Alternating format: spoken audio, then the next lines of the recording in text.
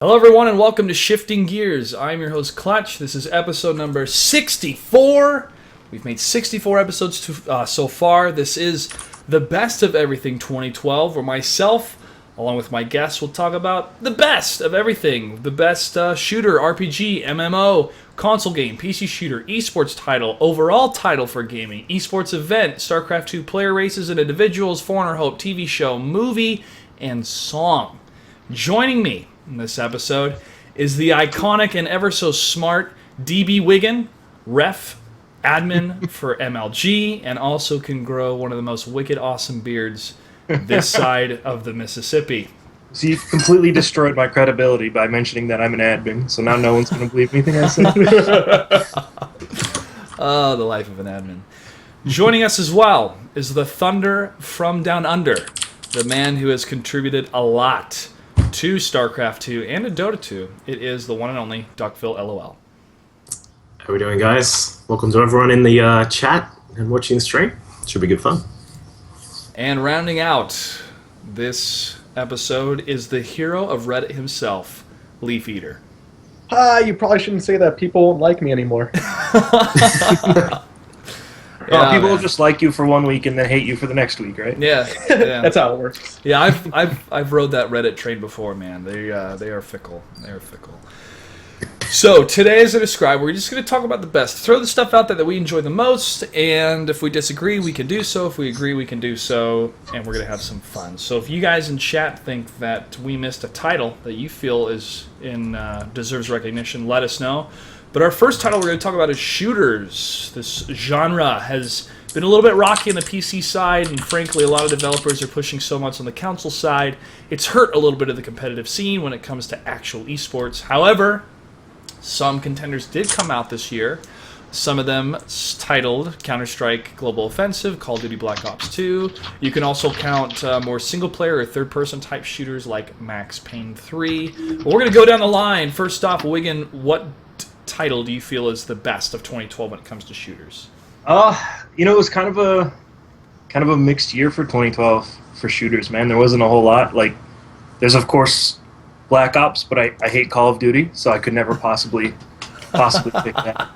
There's been a couple good ones recently that come out, like CSGO and PlanetSide 2 that are really fun. But I think the most solid shooter that I've gotten the most out of personally, and I kind of have to say this because I'm wearing an MLG hat, is Halo 4. I think whereas a lot of the pros seem to have their various issues with it, it's just one of those games that's still fun to just sit down with your friends and just go nuts on. Do you know what the issues have been from the pros? Because that's always been an issue with Call of Duty from Black Ops to Modern Warfare 3. Most pros wanted to stay with Black Ops. I think it's just a lot of the I think it's mostly like settings things, as far as like what you should do for pro settings, things like what weapons should start with, power weapons, things like that. People think, I'm pretty sure that the jetpack is a little bit overpowered, and stuff like that. Just the general growing pains you get with any sort of transition for when it comes to those pro console games, because you get that new game every year or two. There's always the growing pains that go along with it. Okay, that's true. I mean, patches and changes have to happen for most titles now that take years to affect the gameplay to have it be solid enough. We saw that with Brood War. It took 10 years of patches. So Halo 4 is your title for 2012. Yep, it's got to be my top shooter. All right, Duckville, your choice. All right. Well, I'm not a particularly good FPS player. If anyone was watching my stream the other day, you may have seen me playing CSGO, and I'm actually quite terrible. It mainly comes from the fact that I don't like sitting around. I like to just run in and do stuff. So it kind of makes me look really bad with FPS, but I don't know, like Wiggum was saying, it's been a bit of an iffy year because we've had like Call of Duty stuff, and again, I'm not really a fan of that. I don't dislike Call of Duty because, just to jump on the hate train or whatever like that. I don't like the fact that, little kids become little terrorists when they play that game. Yeah. And I can definitely attest to that because my little brother bought himself an Xbox 360 earlier on in the year and then got all the Call of Duty stuff that has come out this year, and he's just it's changed him. it's changed him. Well, you're not going to turn into CNN on us and say that it's going to turn into violent actions, no. right? I'll not go Right. down that route. I mean, you guys don't have guns in Australia, so what if you got a spear? Not really. Okay. But the main reason I don't like that sort of genre of games and the way that those types of games have gone lately is just because they're very on a rail. It's like, Yeah. well, I just want to go over here and shoot this guy. Nope, you're going through this door. We're going to make a big scene out of it. That's I don't like the fact that the games are going that way. I would probably totally agree with Wiseman 2024 in the chat. Max Payne 3 was pretty cool. It was very old school, and then the no regen health is a pretty cool thing. I am actually downloading Far Cry 3 right now, and I've heard very good things about that. But yeah, I would put out there that Max Payne 3 is probably my pick of this year for FPS. Okay. Max Payne 3 for Duckville. Leaf Eater, your choice.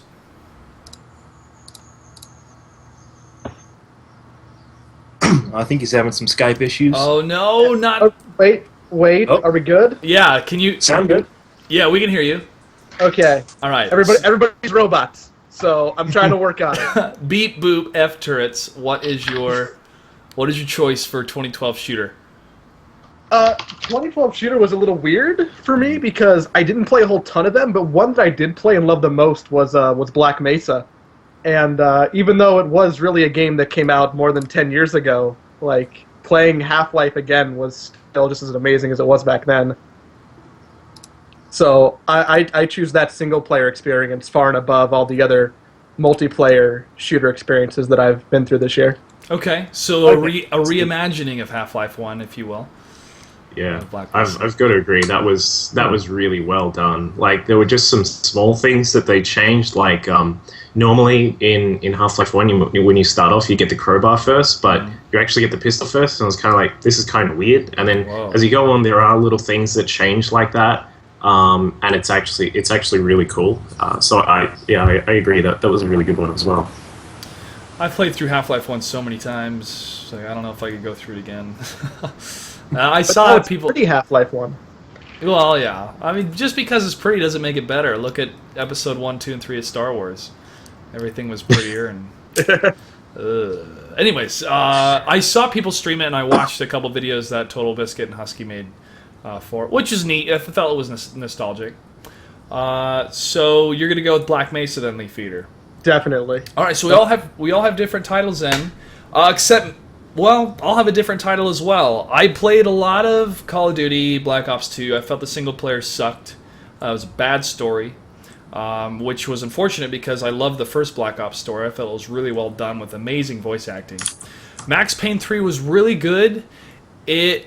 I don't know if the problem was it didn't take itself too seriously at times, and I know that Rockstar was kind of pushing more the competitive scene when they showed it off at MLG, and I had it for the PS3, the game, and I enjoyed playing it. To me, it was a mixture of Drive and Man on Fire, which had a really good set direction of the character and where he was going. I thought it was neat.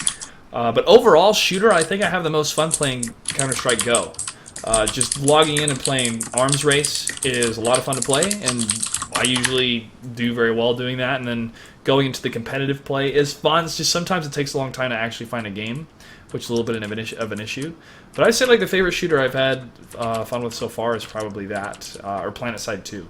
So I'm going to go with Counter-Strike Go.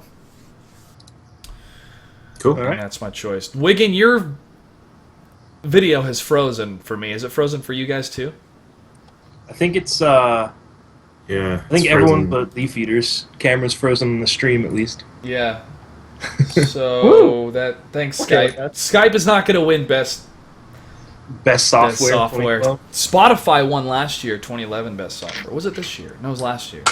I agree. Spotify's awesome. It It's- has yeah. just made it possible for me to listen to music. I mean, So good. All right, Duckville's back. Okay, moving on to RPGs. Now, this was a little bit tougher for me to decide because I've gone back and played different RPGs that actually came out before 2012, and they made patch changes or additions to them. Not actual expansions, but just some patches for them. For example, The Witcher 2. I love the first Witcher game. The Witcher 2, I felt the story was, it was just bad. And then they made some changes, and they created this dark mode, this really hard mode to play on, and I decided to give it another chance. And I'm having a lot more fun with it the second time around, but I can't count that because it's not a 2012 title. So, Wigan, we'll start with you for RPGs. Which one do you feel deserves the best Mine's of super titles? easy. This was the most sure thing of every best of that I picked for the entire show. Was Mass Effect 3. No! Okay. Easily my best All right. of. Okay. Besides the ending, right? Yeah, besides the ending. Besides And, the you know, I mean, I said it in a previous show. Like, yeah, the ending sucked, but it didn't ruin it for me. But, like, that game had more feels packed into it for me than, like, any other game I've ever played. And it's easily my favorite franchise, like, maybe of all time.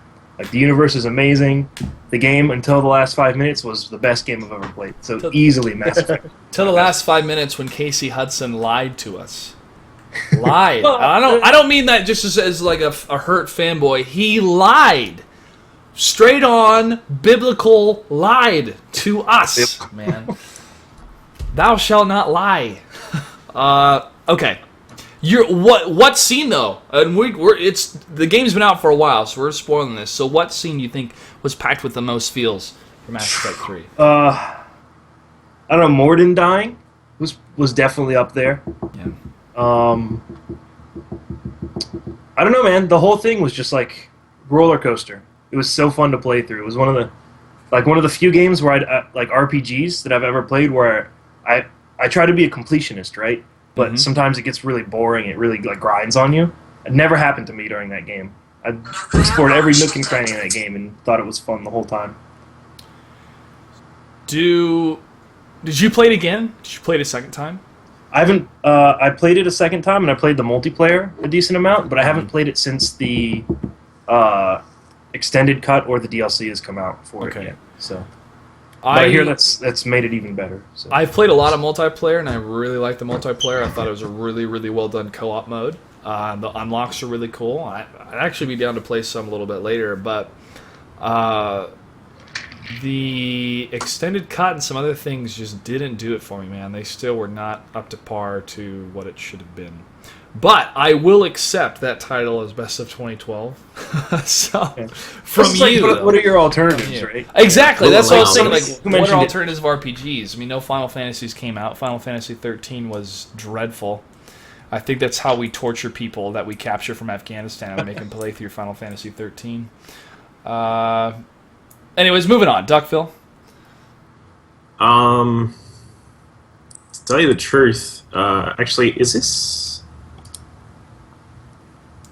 I don't know when. I'm gonna say I don't actually know if it's 100% this year, but Torchlight 2 was that? Yeah, this it came year? out this year. Yeah, it was this Yeah, year. all right. My pick would be Torchlight 2. Really, it doesn't have the same grandeur sort of scope as something like Diablo 2 did, where you have that massive sort of story. Like, quite a lot of the time in Torchlight 2, I was kind of, I don't know what we're doing, so I'm just going to do it anyway, and the story will fix itself later on. Like, it either had something to do with chasing after this big guy or something like that, and I was like, I don't know. But I don't know if that was just me not reading properly. But yeah, I think a lot of those really cool elements of Torchlight 1 were back, and they were really nicely done. I love the little Korea thing. I think that's like the greatest thing ever. Whoa, a little Korea thing. Describe. What is this? The little pet that you get that takes stuff back to town to sell it. Courier. I thought you said Korea. It's like little Korea. Definitely. Yeah, not you get a good. little Korea. They got a Koreatown built in this game? Yeah. Dude, I want some Korean barbecue for my character in 2022. Yeah, just send him home and then bring him back, turn him into a spider, that kind of stuff. Yeah, I think that was awesome. And again, it didn't really have the same grand sort of scope as something like Diablo 2 or even like if I don't know if you want to throw what do you call it, Guild Wars 2 in, but I think it was really well done. You could just jump in, you could play for half an hour, then you could leave, and it was kind of like, that's cool, you know. I'm not trapped in the story. I'm not trapped to grinding or anything like that, unless you have that kind of situation where you were just getting into it. So, but what motivates you to play it? If there's not much of a story, I mean, there's a little bit of a story, but what motivates you to play it then? Is it the actual gear? Is it the gameplay itself? I don't know. I think it was moreover that I could play it as a short-term thing. For me, as a gamer, I'm actually a person. I don't get stuck into games like.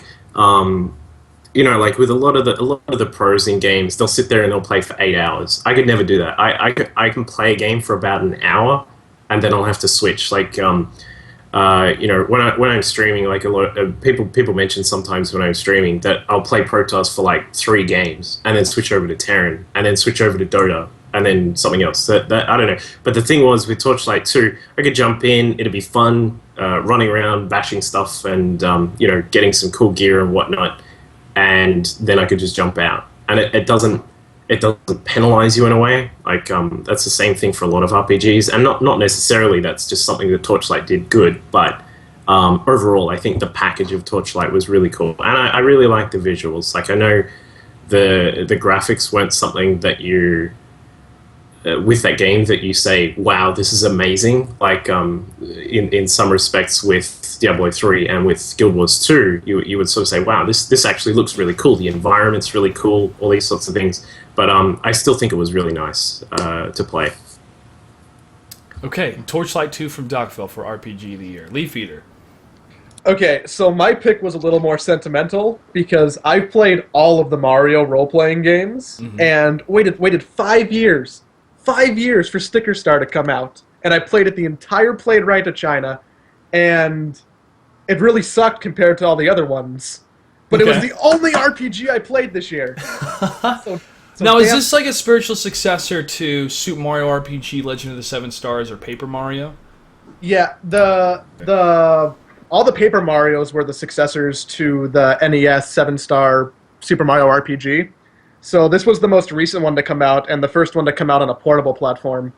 And they took it a different direction, and it was kind of weird. So not really what I was hoping for after 5 years, but it still pulled at the feels a little bit. Yeah. Was this for the 3DS? Yeah, it was for the 3DS. Okay. Not gonna lie, never even heard of that game. Yeah. Oh, I don't know any titles out for 3DS, man. But I could have used one going to China. I would give a shout out, honorable mention, Pokemon Black and White. Yeah, I was gonna go there next. Oh, sorry, man. So yeah, shout out to Pokemon Black and White for also being awesome. Yeah, and being the only RPG we can think of. Okay, cool. Duckville, you picked Torchlight 2, and like the reasons you liked it were the reasons I didn't like it, because I just couldn't get into it for a long enough period of time to really enjoy it. Like I think I got to like level 14. Even playing with friends, I was like, yeah, I'm gonna go do something. Same reasons that I couldn't get into Diablo 3. I think I put more time in Diablo 3 than it deserved. I went back and threw down some money on the auction house to buy some gear for my wizard, and I beat it on Inferno. And honestly, it felt good to beat it on Inferno and just to kill those demons so easily. But the dialogue is so bad, it physically hurt me. Like, I was still sick from China, and I think I got worse from listening to that dialogue. It was so bad. Diablo made you sicker. Yeah, I think so. I was streaming it and everything, and I just kept coughing. I turned off my mic, and I told the people that were watching me on chat, like, I'm not going to turn on my mic, guys, because I'm just coughing. And I think it did more damage. So they have announced an expansion. Hopefully, it'll fix some stuff. But I mean, we already know what's going to happen. They're going to go save Leia's soul. Oh, it's going to be awful, but everyone's going to buy it anyway. I know. It's just like Star Wars, man. I think Blizzard's trying to turn it around. They're still trying to find their feet after World of Warcraft, which I heard Panda's really good. I heard it's really good. I think I might play a little bit of it. We'll see. I don't know. You could have to save me from that hole, Wigan. I'm still so bitter about World of Warcraft, as much time as I put into it. Yeah. But a lot of people still play it. A lot of people like it. Yeah. Okay, so Leaf Eater chose, what was the name again? It's Paper Mario Sticker Star. Paper Mario. I chose Paper Mario. All right, sounds like a great 2D adventure, man. Okay, so my choice is Mass Effect 3 as well. because I couldn't think of any other RPGs that came out this year. And also, as much as I want to disagree with Wigan of the ending didn't affect my experience, I cannot negate the fact that I was in tears when certain characters died in that game, and the journey I was going through was, I have no idea how we're going to win this, even though the arbitrary solution that popped out of everyone's ass, which was the catalyst, oh, here we can now win. But when the first time you fought a Reaper head on, you were able to take it down, and the amount of coordination it took, that was amazing. And it had built up this enemy the past 2 games until you were actually fighting them head on. And I felt that story arc and that amount of panic and what was on the line, the stakes, was really good. Just the ending was so abysmal, almost like demonic. It was so bad. It was definitely a letdown. Not only like it was a letdown in the way that you finish like your favorite series and just no more. It's a letdown, but just the turn it took was just like, oh well, wasted all this time doing all this cool stuff. Exactly, So, and it's still like one of the only games I've ever like finished and then had to go like take a shower and lay down and think about my life. It was like so emotionally drained after that game. yeah, I had to look on the internet because when it ended, I thought, I must have chose the wrong ending. I must have made a wrong choice. Let me go back. And I search, and the internet. Well, you did choose the wrong ending. Yeah. You only Sure, do to that finish to it. destroy. You have to kill those fuckers. Yeah. But the internet had exploded. And people like Jessica Chobot, who was completely uncouth in her response to the fans, and I actually lost a lot of respect for her because of what she did. And even DJ Wheat was like, all these people are so butthurt about the game. And I had to disagree with DJ Wheat. It's like, if you put this amount of time and money into a series, and if the creators of the series promise you something, now they're not going to promise your experience is going to be great, but they're going to promise this is not going to be an A, B, or C ending, and then it's an A, B, or C ending, that's what pisses us off. And really, BioWare has taken a huge nosedive, so bad that the founders of BioWare left their own company. They retired. They couldn't handle it anymore. Yeah. So it's not a good sign. 3 strikes in a row, man. Dragon Age 2, and then Star Wars The Old Republic, and then Mass Effect 3. I love Star Wars The Old Republic. To me, it was the best game last year because of the solo experience. We had an old episode. Oh yeah, I agree. Like the story in Star Wars: The Old Republic was amazing. Yeah. It's the same problem Guild Wars suffers. Just the end game wasn't there. Exactly. Yeah. Exactly. Yeah. Okay, so RPG titles are in the bag. Now it's time to move on to MMOs. Wigan, start with you. I mean, like, other than Pandas and Guild Wars 2, what even came out? The Secret World, Secret PlanetSide World? 2. What did people play? That Rift? came? Oh, does PlanetSide 2 count? I guess PlanetSide 2. PlanetSide 2 counts, yeah. Okay, Yeah, well, it's an MMO FPS. PlanetSide 2 might sneak in then because I didn't even think about it as an MMO. But my pick probably should be Pandas because people have talked it up so much, but I haven't played it. And Yeah, I that's genuinely enjoyed the time I did play Guild Wars 2. So I'm going to pick Guild Wars 2. Okay. Because I really did enjoy it, but people do have legitimate complaints about that game as far as... What are the majority of complaints? Because to me, it's a feeling. Like, I don't feel motivated to play this game. Therefore, I'm not going to play it. There's Farmville. well, I mean, come on, like, dailies exist in WoW. Everything's about farming. But, So the two, as far as I understand, are the lack of like end game rating, but the bigger one is just the way the PvP is. They were missing like a ladder system, an arena system, things like that. Yeah. Most people played Guild Wars because they really wanted to PvP. That Yeah. was like the biggest reason I think the majority of the people that were going to be dedicated to that game wanted to play it, and that was the same for me. Like the PvP engine and the way they set it up was really cool. It was just missing a couple of those like things they needed, those lessons they needed to learn from World of Warcraft. And also, every single map's capture the point. That gets old fast. Right. So that's Really what I was gets saying. old fast. An arena thing, like where you can actually like deathmatch or like one life Mhm. kind of situation, and just like an actual ladder in a real tournament system, because there were a lot of teams, and there was money invested for people that were ready to turn it into an esport. Yeah. Like, it was there, but you could never show that you were the best because you couldn't really have a tournament. You couldn't have a ladder system. You couldn't prove it. You right? couldn't scale it. You couldn't scale. Yeah, because every team that queued up was the same level. There was no like ELO scaling or anything like that. Mm-hmm. To where like there was the two big teams were Super Squad, I think, and there was one other. And when they were able to arrange tournaments like early in the beta before most players, like they emerged as the top teams, and there was like there were investors and stuff, there were sponsors and things that were interested. But how do you prove that you're the best team in a game that has no ladder system, no ability to really prove it, no ability to set up private tournaments, anything like that? Yeah. You know, Which so goes to show that was StarCraft 2 was built from the ground up as an esport, man. Mike Morheim laid that gauntlet down when he's talking about games and other people that were competing in esports. He's like, yo, we built up StarCraft 2 as an esport, period. So, it's... And they wanted to do it with Guild Wars, man. They were just too late on it. Like, yeah. MMOs these days, you basically have to have everything WoW has, plus whatever your shtick is, on release. Or people are going to play it for a week and just never play it again. Yep.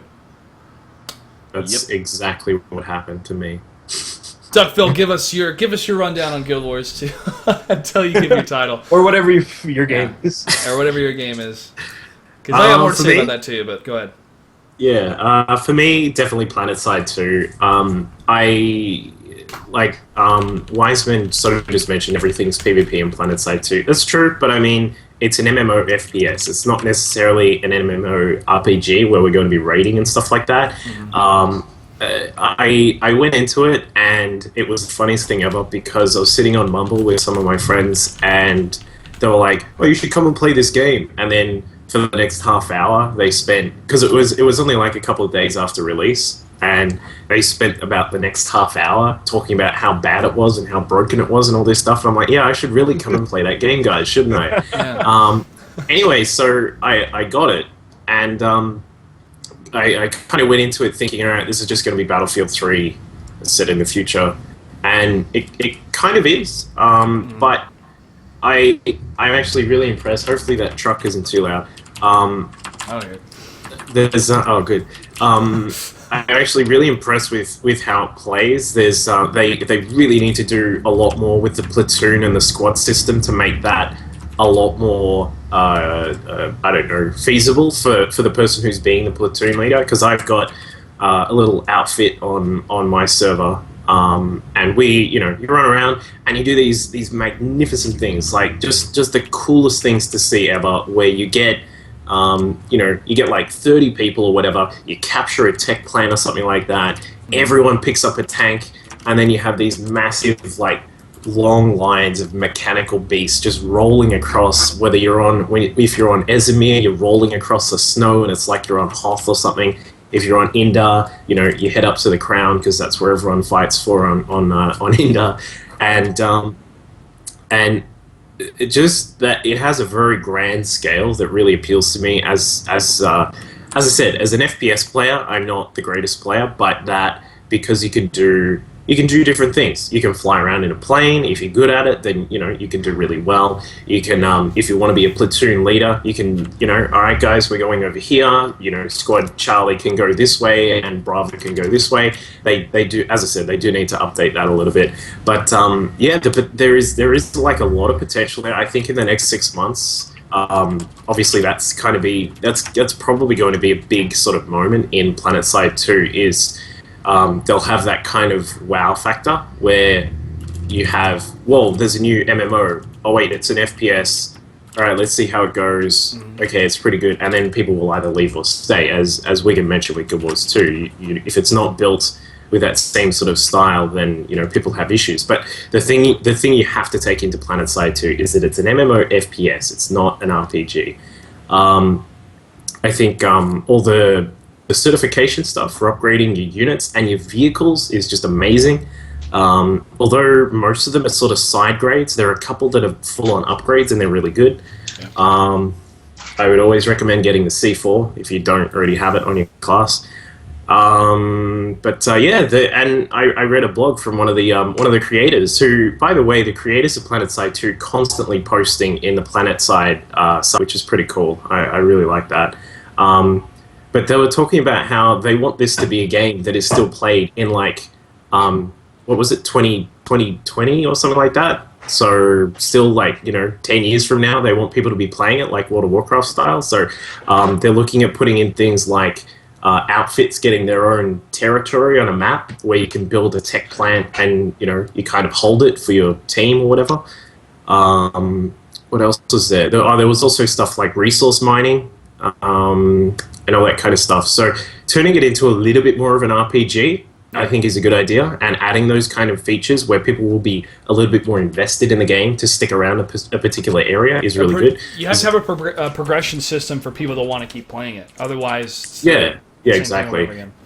Yeah, and like definitely having that investment in areas is a big thing that needs to be going as well, because at the moment, which I'm sure some of you guys would have seen, it's just this sort of big merry-go-round of, all right, we'll go capture this, then let's go capture this, then we go back to the point we originally captured because they took it back from us, then we just keep going in this big circle, which does kind of suck in a way. There needs to be more reason to stay on an area to defend it. At the moment, you get 15% bonus XP for everything you do when you're defending a point, but it doesn't really display that too much. Like until last week, I didn't know that. So I don't know. There are a few little nagging issues that they need to deal with, and then it should be all good. But I think PlanetSide 2. If you're into something that is a little bit of a cross between Battlefield 3 and if anyone played the game Z, Steel Soldiers, the territorial control game. Nobody played that game. It's a bit like that. What? Okay. PlanetSide 2, I gotta say, PlanetSide 2 is a load of fun. Definitely one of those games you need to be with people that you're communicating with actively. You're like, a group of friends, things like that. Not the best game to play alone, but like you can. Battlefield 3, I feel like, was the perfect comparison because you can play that game almost in any way you want. Like the way I play it, all I do is fly in that game. The only certs or upgrades I buy is for a scythe, which is the fighter for Vanu, and like that's literally all I do is either fly that or whatever. Yep. So it's and one cool thing as well is to always use your drop pod whenever you can. If you can hit a flying vehicle that's just up there, and you hit like the amount of times I've hit like liberators or scythes when I'm just falling down, and you're like, you got this little view where it's like, whoa, I'm falling, and then you suddenly just see this scythe coming into your field of view, and it's like, let's get him, and then you just drop on it. It is the greatest thing ever. Like a lot of the time you'll die yourself, but if you can take down a plane by dropping onto it is the coolest thing ever. I've got like 4 kills from doing that. It's brilliant. Way too many things that can kill planes in that game. Yeah. All right, let's shift gears here to Leaf Eater so he can tell us which MMO he thinks deserves the 2012 recognition. Well, I have not played an MMO all year, but the Secret World was something that interested me a lot. I used to play a little bit of APB when it came out, and I felt like it was almost a spiritual successor. Well, that being said, like the little bit of PlanetSide that I played by myself, and I didn't really enjoy the combat, so I got kicked out of that real early. I just didn't find it interesting. So I think I want to go back and try and play that with some actual people, and then maybe that would change my opinion. Yeah, that's the way to do it. It's like, you just get zerged down and killed, and no one likes dying over and over again. PlanetSide if you don't have. That's my favorite part. Yeah. That was another one of the little issues, is that just totally zerging an area is a bit of a problem because you'll just get spawn camped. Like if you go for one of those bio dome thingies, whatever it is, then you get inside doors, yeah, and you start capping the point. Then all you do is just sit on the spawn, and anyone who spawns inside is pretty much going to die anytime they exit out the shielded doors. But I think there needs to be a way. I don't know if anyone played Dystopia. It was a Half-Life. I love Dystopia. Holy shit! I haven't heard that in a long time.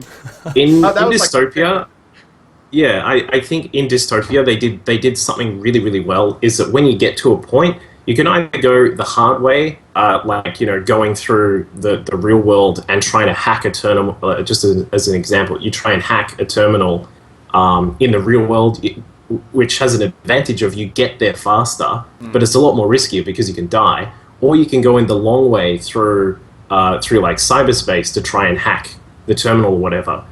And I just feel like PlanetSide needs, once you surround and control an area, there needs to be a way to speed up the like a risky way to speed up the capture of a point. Because at the moment, pretty much if you get like 30 players into a tech plant or something like that, you sit there for about 5 minutes or even more, or 10 minutes, depending on how much control you've got of the surrounding areas. And it's kind of like, well, yep, we're kind of sitting here for 10 minutes, not really doing anything. It kind of ruins some of the gaming experience. But, if only there was a way that we could have, a computer on the roof or something that you have to hack into, and it makes it only take 2 minutes to do. But, you could get shot by some Vanu scum in a scythe or something like that. Yeah. That would be really cool. Adds a little bit of a risk and then adds a reward to it as well. Well, they have that a bit with the generators as anybody can take down the generators. Even as an infiltrator, you can hack the different terminals to turn over to your side. So maybe that should be a thing that the infiltrator can do, is find a specific computer or hack enough of the terminals to make the point be faster. I agree with you, Duckville, that I really enjoy playing PlanetSide 2, especially this group that I met during the beta, playing with Madcast Gaming. And I played Vanu, and I, just like Wigan, I put most of my certifications in scythes, and then I also snipe, which is fun. Some of the sniping rifles are okay, though, for the Vanu. I feel that I was gypped on one of them because the scope doesn't go very far. But Vanu's got the worst ones, let's be real. But having to go back and cap the same place over and over again and the back and forth gets tedious after a while. I haven't actually played PlanetSide 2 in about a week and a half, 2 weeks, because I've been busy with esports stuff. But it gets to a point of, I gotta go capture the crown again? Like, can't we hold this spot for a day or something? We fought for it. So there's a little bit of that's tough, because they also want it to be open enough that you can capture any point at any time. Yeah. So how do you balance that, I think, is kind of an important thing. But yeah, I really enjoy playing PlanetSide 2 with the group of people. It makes such a difference with an actual group.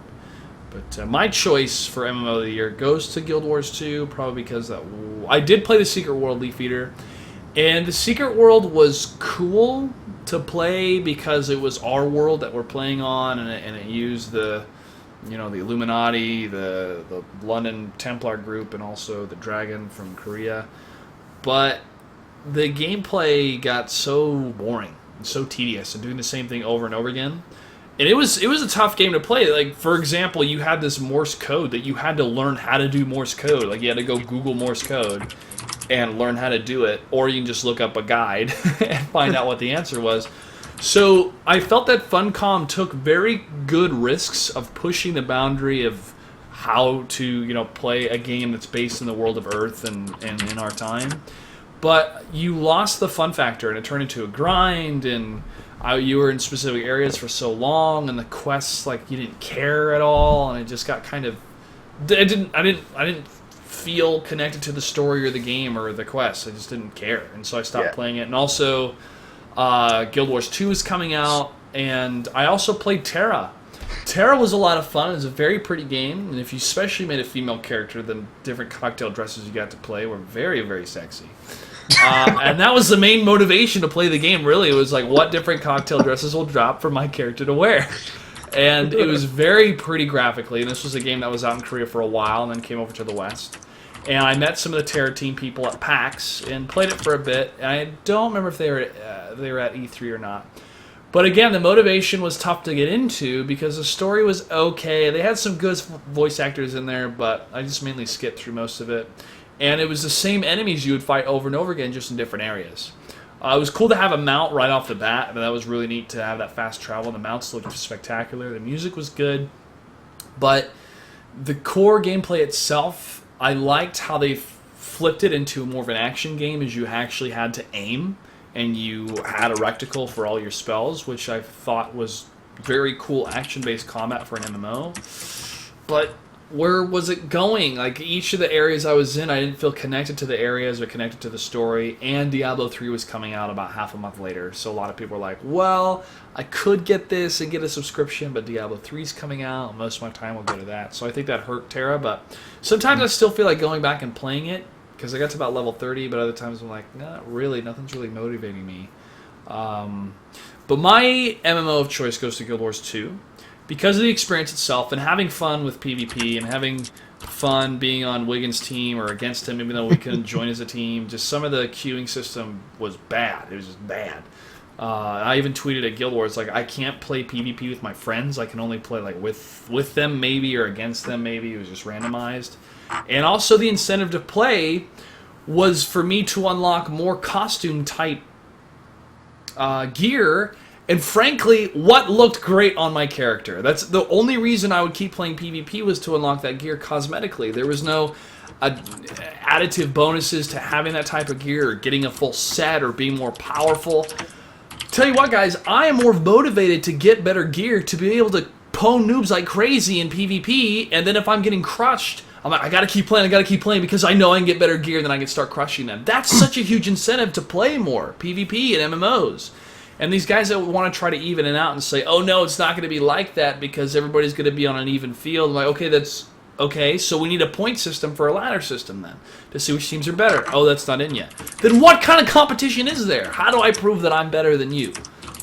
And that's what that competition should be, and I feel they dropped the ball on that. Same for Star Wars The Old Republic. They had a great PvP system. I love that system. Hot Ball, we would lock it down on our team. Hot Ball Heroes, son. True.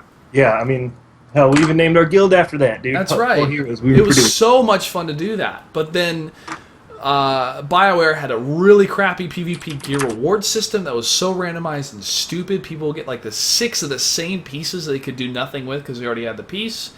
And when you have people telling you that you're the best X on the server and you have like the shittiest gear of like anybody ever because it's so fucking random. Yeah. It makes me a little bit. You were the best infiltrator. I was the best healer. H-Man was the best tank. Marksman. I didn't play the. You were a marksman. OPD Sorry. operators or whatever. Yeah, whatever they're called. Well, we just laid it down all the time in that PvP battles. It was so much fun. It was so I sometimes I go back and think about playing it again. It was that much fun. But BioWare again dropped the ball. That's the thing about MMOs and why like we're having a hard time picking our favorites and stuff this year.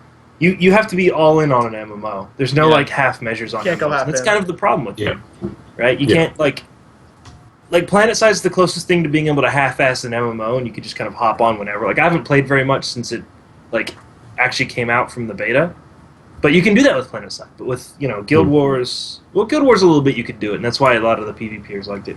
But like Star Wars, anything like that, you can't just hop in, play a little bit.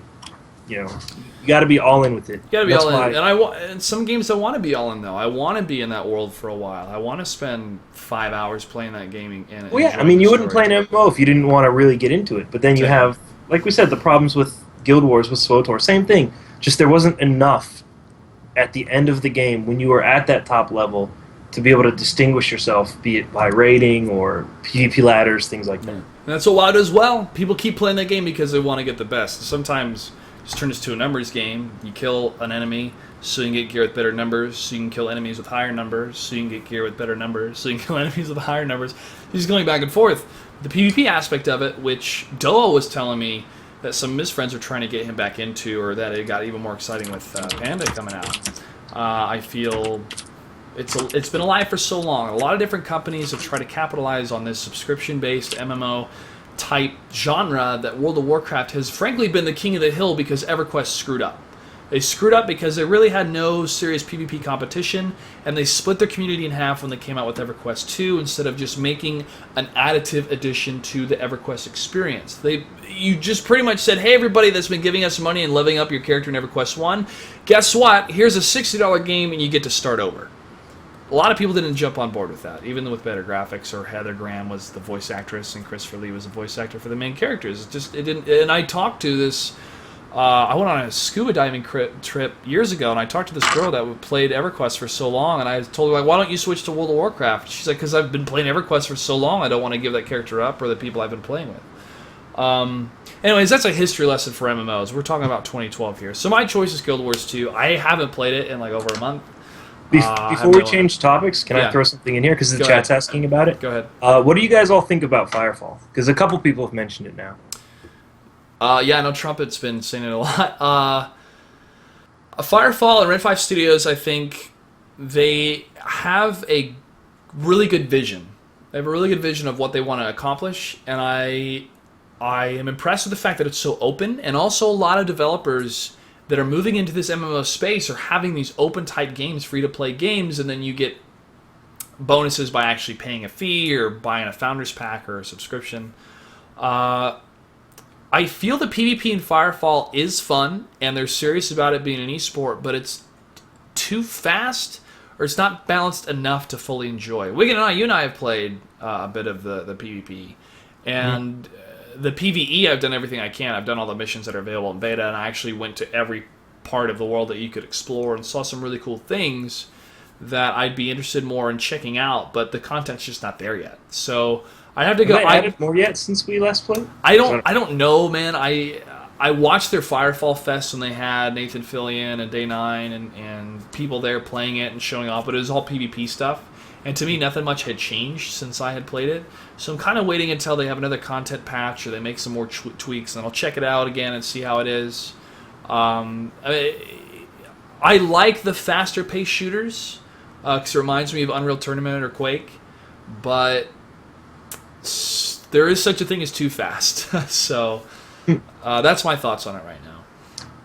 Leaf Eater Duckville, did either of you guys play it at all yet? Or I haven't been able to play it. I haven't had access, but I've watched like Will Wheaton and Felicia Day and Day 9 play a little bit on Twitch. So that's really my only experience with it. Yeah, I thought that was really cool. But as far as like first-hand experience with the game, I don't have any. I think their approach of making it a very fierce competitor type MMO is going to be a huge strength for it. And I feel that other MMO companies that have released MMOs of like, here's this great experience you can have. Say, okay, I've played through the single player portion of the game. Now I want to compete with friends, and it's not there yet. So bye. There's no and we need reason more for credit me to because we were talking about this stuff like a year ago almost when we first got into the beta with this, right? Like Yeah. right, or almost alpha. This was like alpha beta. Right after we went to PAX, we talked to Morgan and other people there and sent an email, and then we got in. So, but I'm kind of with you on it, but I kind of disagree. I think the more speed and things like that you can throw into the game with a game like that isn't really gear dependent or anything like that, the better, because that's where you can really differentiate yourself as far as skill levels and things like that. You give that a good skill ceiling. And the only problem I had with Firefall was that because there wasn't enough content with it yet, it seemed very simple, very basic. Kind of like Shoot Mania. That was my problem with Shoot Mania 2. There just wasn't enough to it yet. So but like I said earlier, I haven't played it since we played it for the show, like months and months ago. So Yeah. I don't know if they've added more, but it seemed just a little bit too shallow at the time. But like I said, I'm sure they're going to add more and things like that. I played through the first and second tier of classes in that game, and I think they had at least 6 planned by the time we were playing. So the approach to it is pretty groundbreaking in terms of an MMO because it's been so open to the public at such an early stage of development for the game. And I feel that they're building this game with their user base, not building it in their secret lab and then releasing it for a price and then helping to grow it with the community afterwards, which if you release a product and it doesn't feel finished, your community's not going to stay with you. So this is more of let's build it together and see where it goes with this. So it's always on my radar. It's always installed on my computer. I just haven't logged in a while. So that's my take on Firefall. But let's move on here because the world ends Friday and we don't have that much time. Console game. Wigan. like what console games even came out this year, man? I don't know. I Twilight dusted my Princess, Xbox which off. sucked. I like literally dusted my Xbox off for the first time in like over a year, and it was just to play Halo. Yeah. So oh, hold on, Duckville's got a good link. Best Xbox 360 games. Okay, let's check this out. Okay. Okay, well, all right. Here's one I can say. Trials Evolution. I don't know. I haven't played it yet. I've seen a lot of videos from like guys like Rooster Teeth the Red vs. Blue guys and things like Uh-huh. that, playing that game, and it does look really cool. So if I had to pick one, fuck it, Trials Evolution. But like, it's a problem with saying like best console games here. Like, how many exclusive console games are there anymore? Yeah, it's almost like you want to say kind of like adventure game or platformer. But Yeah, most something of like them that. are coming out Because on Steam. to be honest, man, like I hate to be like that PC elitist guy, but any game that comes out that No, has you multiple don't. platforms, You love it.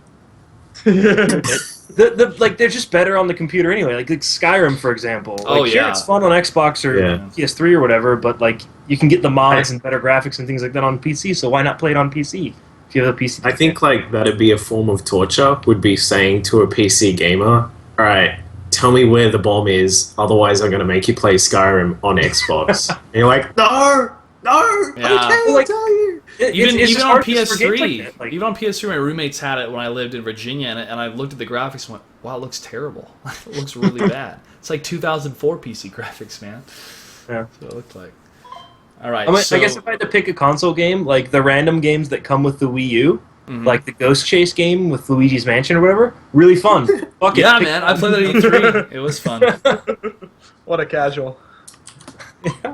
I'm casual when it comes to console games because I only want to play them with friends. Like Castle Crashers on Xbox Live Yeah. Arcade. If any of you guys played that, fucking Castle fun Crashers, as shit. Smash Bros. You know.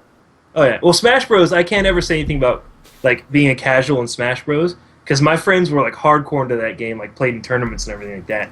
And if It's serious. if I shit. went into that game without like being dead set serious, they just stomped me into the dirt. I So- couldn't even learn that game over at our friend's house. Yeah, when you I came would over just get for raped Reddit. so many times. Like, this isn't fun for me, guys. I'm gonna go get some Yeah. ice cream.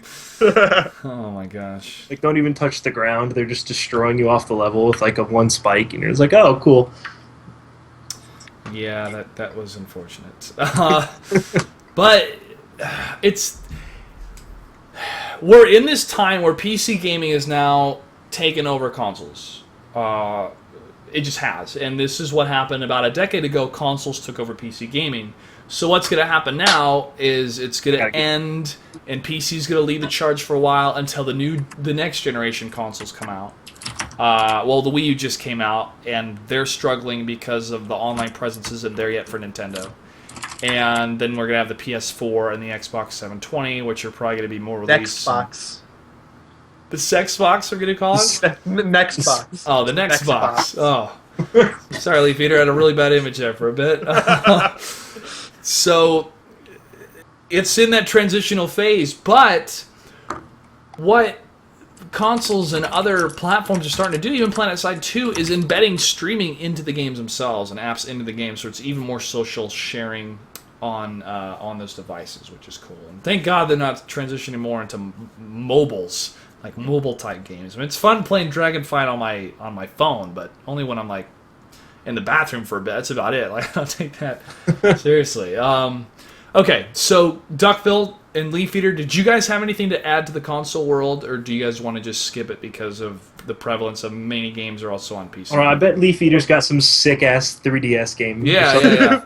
So it's up to you guys. Game, man, it's a mobile game. If you want to Whoa. say skip, you have the option to skip on this. Duckville, floor is yours. I'm not really into consoles. I have a Wii, and that's it. Not a Wii U, just a Wii. And like probably the last game that I actually played properly on console was Killer Instinct Gold on my Nintendo 64. So I'm out. Skip me. I can answer Okay. for Duckville for Wii U games. Okay. Zombie U. I've seen, John Leonard. I've seen Uh-huh. him play that game a lot. Really, really cool. Wii U, Zombie U. Good game. All right, Leaf Eater. Take Okay, it away, man. Consoles. Here we go. So, I don't have as much console. Like, I really do love a lot of the PS3 exclusives like God of War and Uncharted and stuff like that. But those don't really come around that often, and they haven't come around this year. But I did play Journey for the PS3. It was just a DLC title. Same people who made Flower and such. It's just such a beautiful, concise, short game. It's wonderful. That's the one where, like, somebody can join you and show you around, right? Or something like that? Yeah, after the game, like, you can go in and, like, be in someone else's game and, like, try and help show them around and guide them through their journey. Yeah, it looked But- really cool. Yeah, it's a little more up than an indie game, but it's still only 2 hours in the length. There's no dialogue. It's really story driven. But yeah, it's awesome. It's a good Jeez, answer. man. I like that. Yeah. Uncharted 3 came out last year. It did. Wow. Came out in 2011 November. That's time flew. Okay, for me, I think the only console game I bought was The Legend of Zelda Skyward Sword. And playing it was cool. I had fun playing it and the motion capture stuff. The story was bad. So bad, with one of the worst endings ever. So I can't choose that at all. So I'm gonna have to skip on consoles, man. Crazy. That's a cop out, man. Master It is a Race. cop out. It is a cop out. I'm pretty sure. Cause, I'm pretty sure. yeah. Skyward Can we Sword came out in replace it? all right, what do you want to replace it with, Duckbill? I was just going to say indie games, because of course Steam Yeah. has been doing a lot of promoting of indie Okay. games. It's Okay. been brought up in the chat, so yeah. Indie All right. games. All right, we'll do that. So, do you have an indie game in mind, Duckbill? Ironically, I don't. But what I would say is, scrambling to open my. So we'll all skip on indie games too. we'll just skip on that because no one was prepared for that. No. I would probably. It's. Can it be 2012 if it came out a year earlier, but it is being constantly updated? Just quite say a lot? what it is. Just say what Sure, it is. just say it. Go. Frozen Synapse. What is it? Oh, Frozen Frozen Synapse. Synapse is awesome. Frozen Synapse. Okay. yeah. I think I've seen like a Let's Play of that from like way. It is not technically this year, but they've been doing a lot of updating, and hopefully they're actually going to put it on. It is going to be on iPad, like definitely going to be on iPad, which I think would be awesome. However, I want them to try and put it on Android so I can use it on my tablet. But yeah, it's just a really cool tactical. What do you call it? Turn-based strategy. Turn-based tactical strategy. If you want to go all out with your terminology for it, it's really fun. It's on Steam. It was in the Steam sales for like $5 or something like that. It'll and be it on was, sale next week for Christmas, probably like a penny or something. That's Yeah, probably looking true. forward to that Christmas sale. I so- bought all the Assassin's Creed titles, everyone except the first one, on Steam for like $20. It's crazy. But yeah, if there was an indie game, I'd still support Frozen Synapse. I think that's a fantastic game. Okay. None of you all Okay. played Assassin's Creed 3 yet? I have. I wanted to, but everybody told me that it wasn't worth my time. Wow. The Assassin's Creed series is like that game that I always want to play, but never like get the time to play it. Like since whichever one was before Brotherhood, Okay. I played all the ones up to that and really loved them, and haven't played them since. Yeah, the story got weird in the second game, but the multiplayer for Brotherhood, I heard so many good things about, and so many people were so excited about it, but then nothing happened. So once again, a developer dropped the potential of competitive gameplay on that. Yeah, I don't even see Assassin's Creed esports happening. I don't No, know. I'm man. not saying it doesn't have to be esports per Worried se, about that. but pushing more MLG, of League of Legends, StarCraft, Assassin's Creed. Assassin's Creed. You can push more of the extension of the title, of the life of a title, through the competitiveness of it. I mean, GoldenEye, hell man, we played the game for years, and then they didn't have internet capability. GoldenEye was, man, that was something else. GoldenEye and Perfect Dark were like my favorite games that I never owned, that I just went to a friend's house and played because I didn't really have games then. But holy shit, those games were fun. Nice. That All guy- If right. only esports was around then. Leaf Eater, did you have any? Sickest slaps master over here. The chop. Leaf Eater, did you have anything to add to any game or console game before we move on to PC? Orcs Must Die 2? Okay. Because Any game? the first one was fun, and the second one was fun. It's like a tower defense, but it's action and like third persony. So it's a tower defense game turned on its head, and it's done pretty well. And that's all. Yeah. Yeah, I've seen some videos for that. It looks really cool, actually. Sweet. All right, I so have a quick one PC. real quick, just a mod for Go ahead. Minecraft. The Alright. Tekken mod for Minecraft. Shout out to that.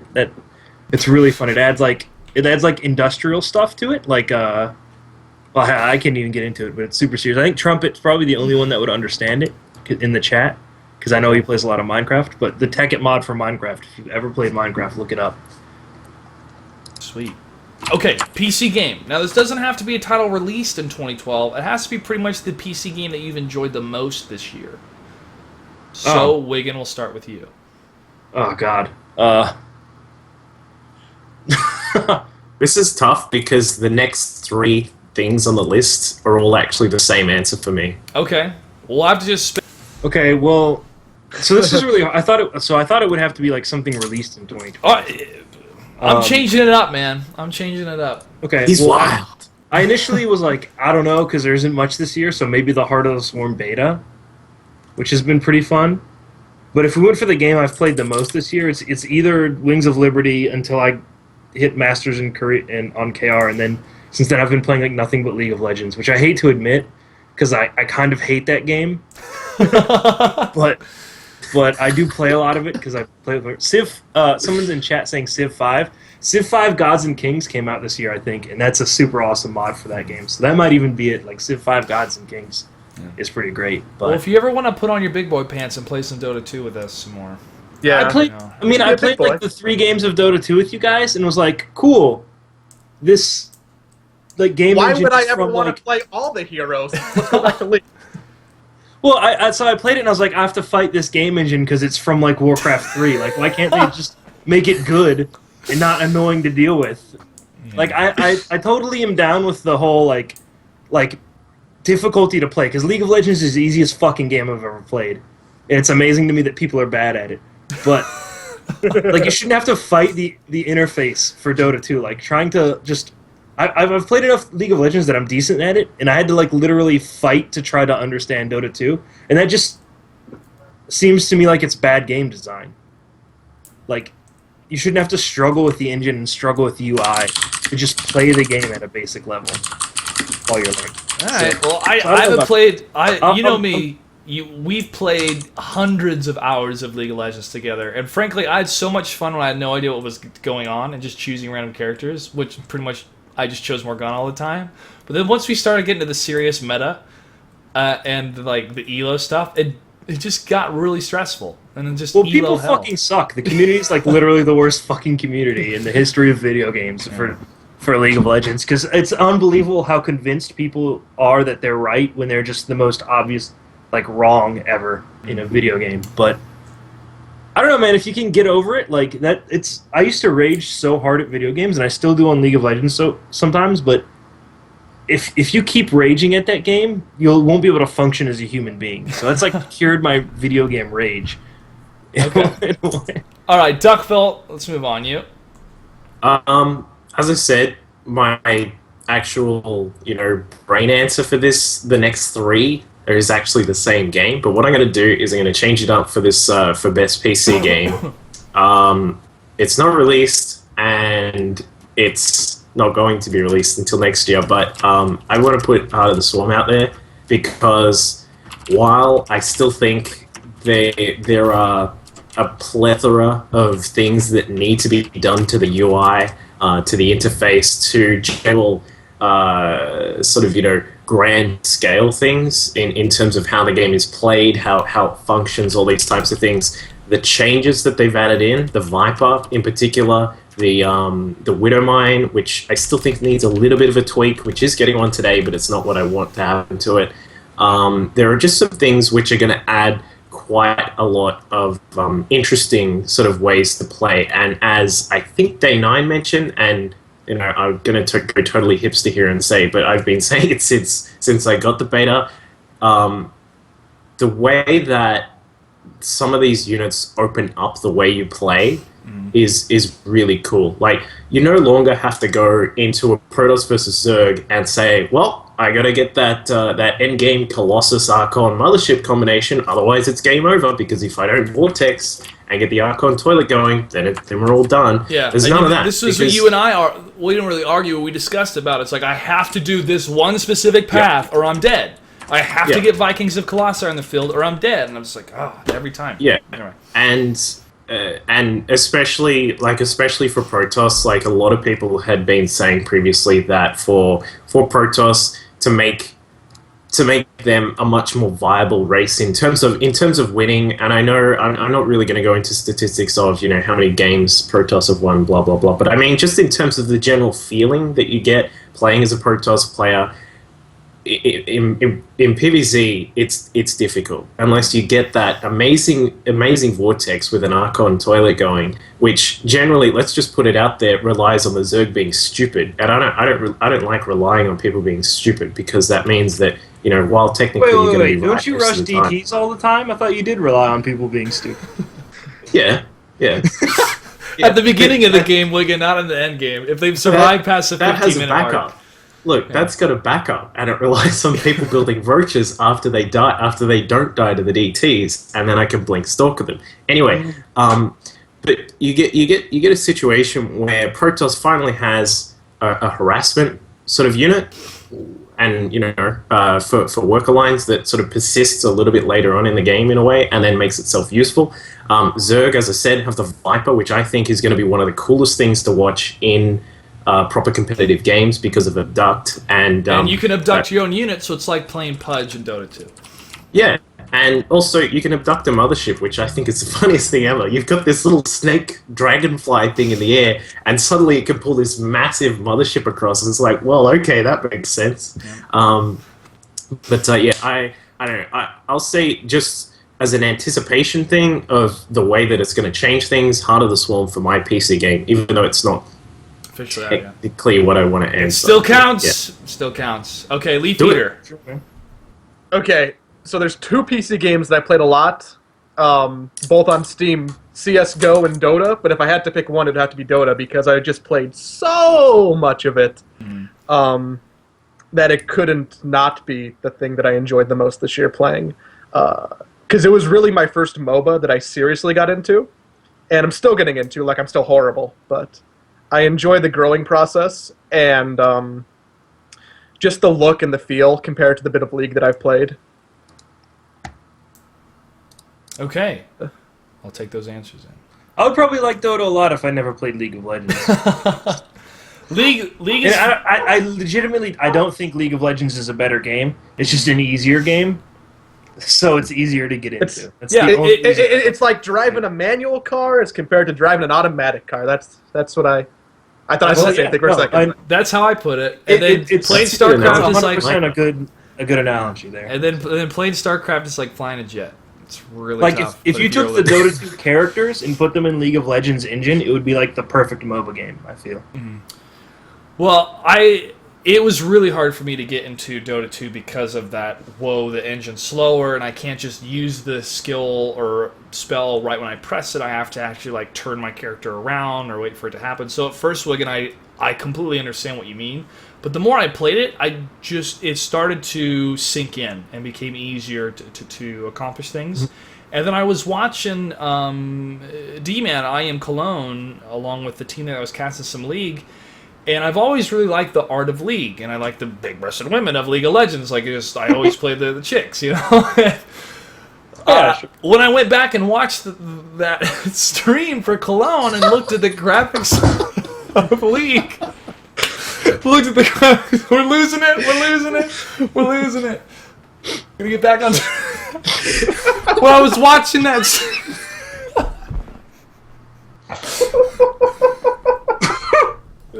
Where's the SC2 Quotes Twitter? Hold on.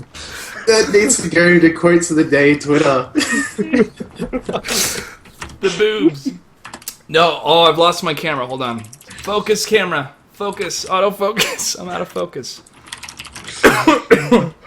Anyways, going back, I'm this like creepy, bearded Hollow Man dude right now. Or what's his name? Not Hollow Man. Slenderman. Yeah. What, man? Slenderman. Come on, camera. Focus. Anyways, when I was watching the game, I was like, wow, the graphics are kind of cartoony and dated. So it was a little bit funny how I really liked the graphics of League, and I didn't really like the graphics of Dota 2. And now I like the graphics of Dota 2, and I don't like the graphics of League as much anymore. I don't know, it's just taste difference, I guess. Did I lose Wigan on Skype? Maybe I did. So, besides the voluptuous females in League of Legends. And Dota, you linked me that DeviantArt page, which I thought was really, really poignant and funny, about the females in Dota 2.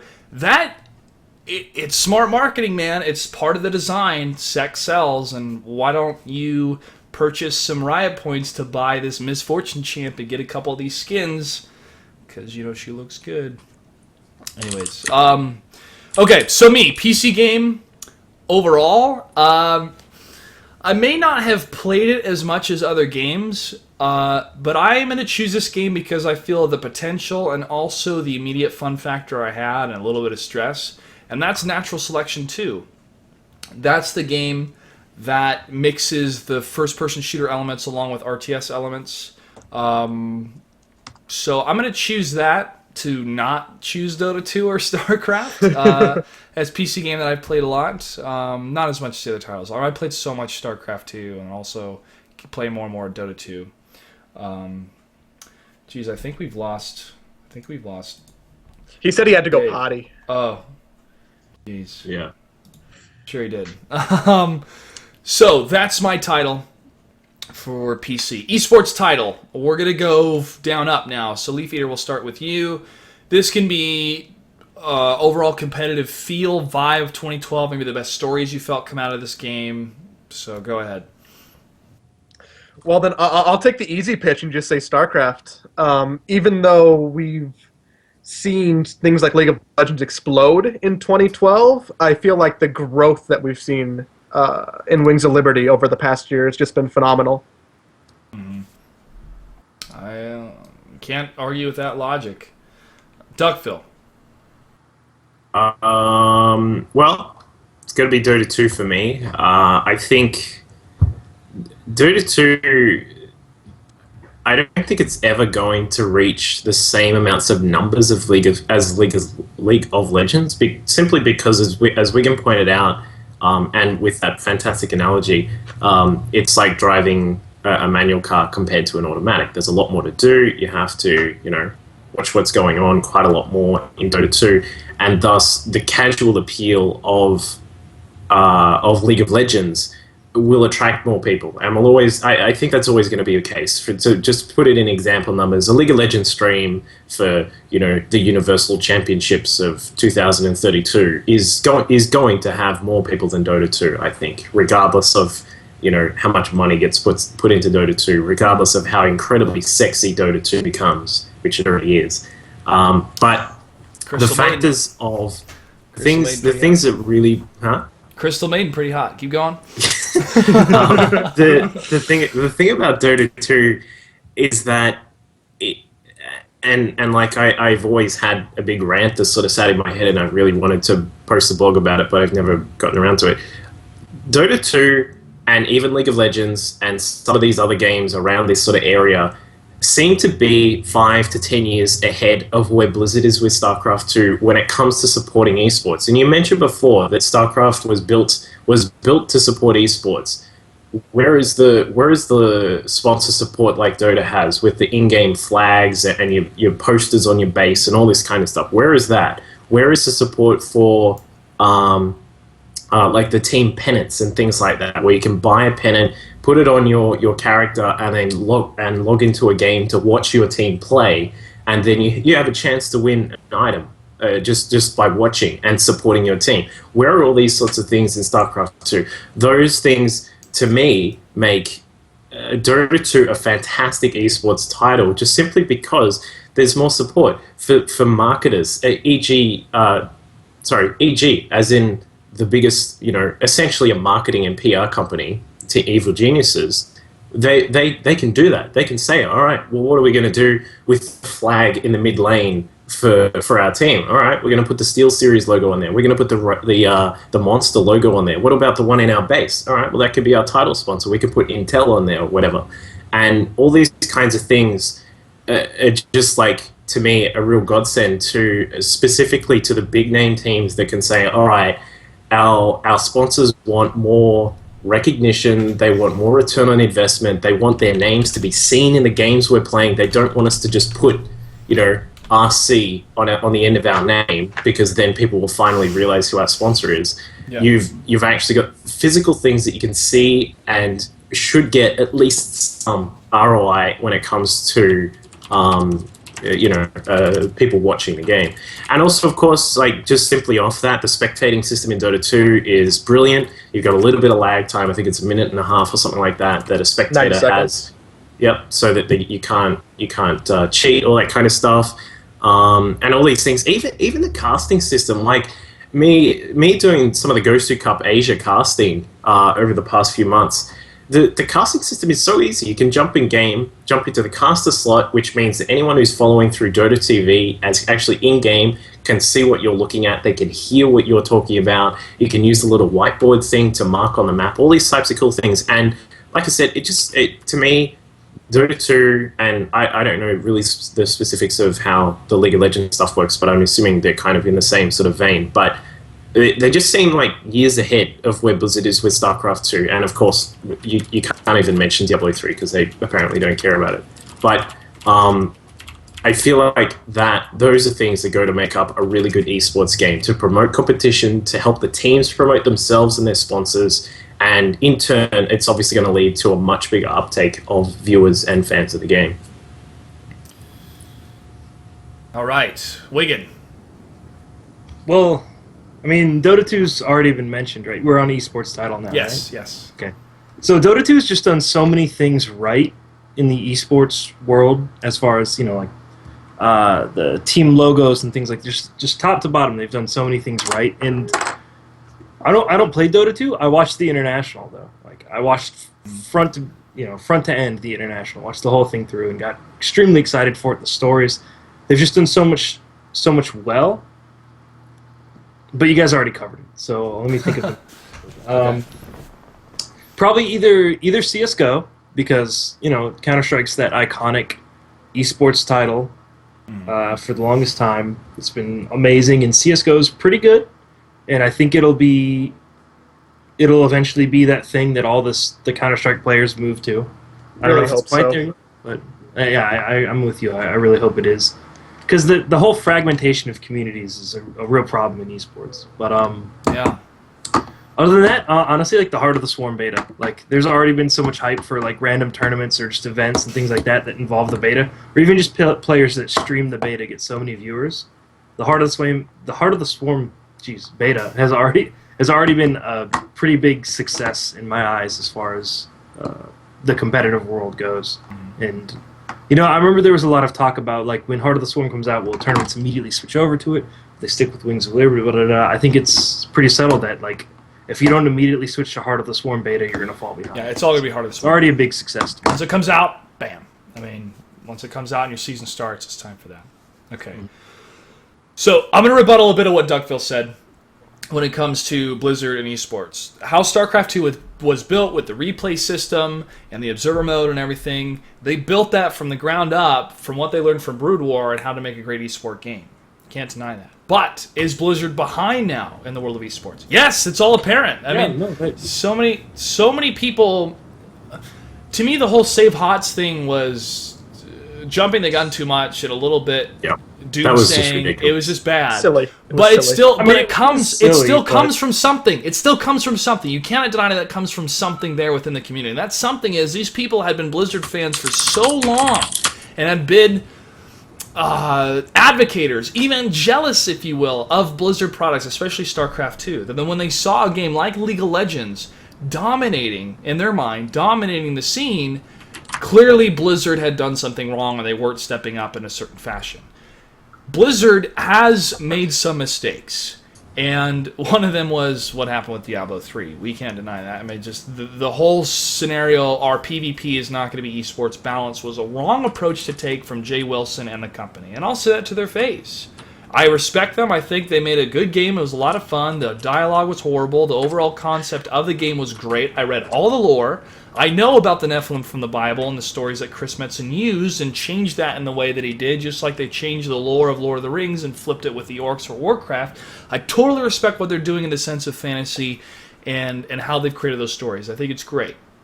But they made some serious mistakes in how to deliver that properly. And I've been part of delivering stories for 20 years now as an actor. Ever since I was 5 years old, I was in plays. So I know a little bit about how to deliver stories right and how to sing and dance and write and stuff like that.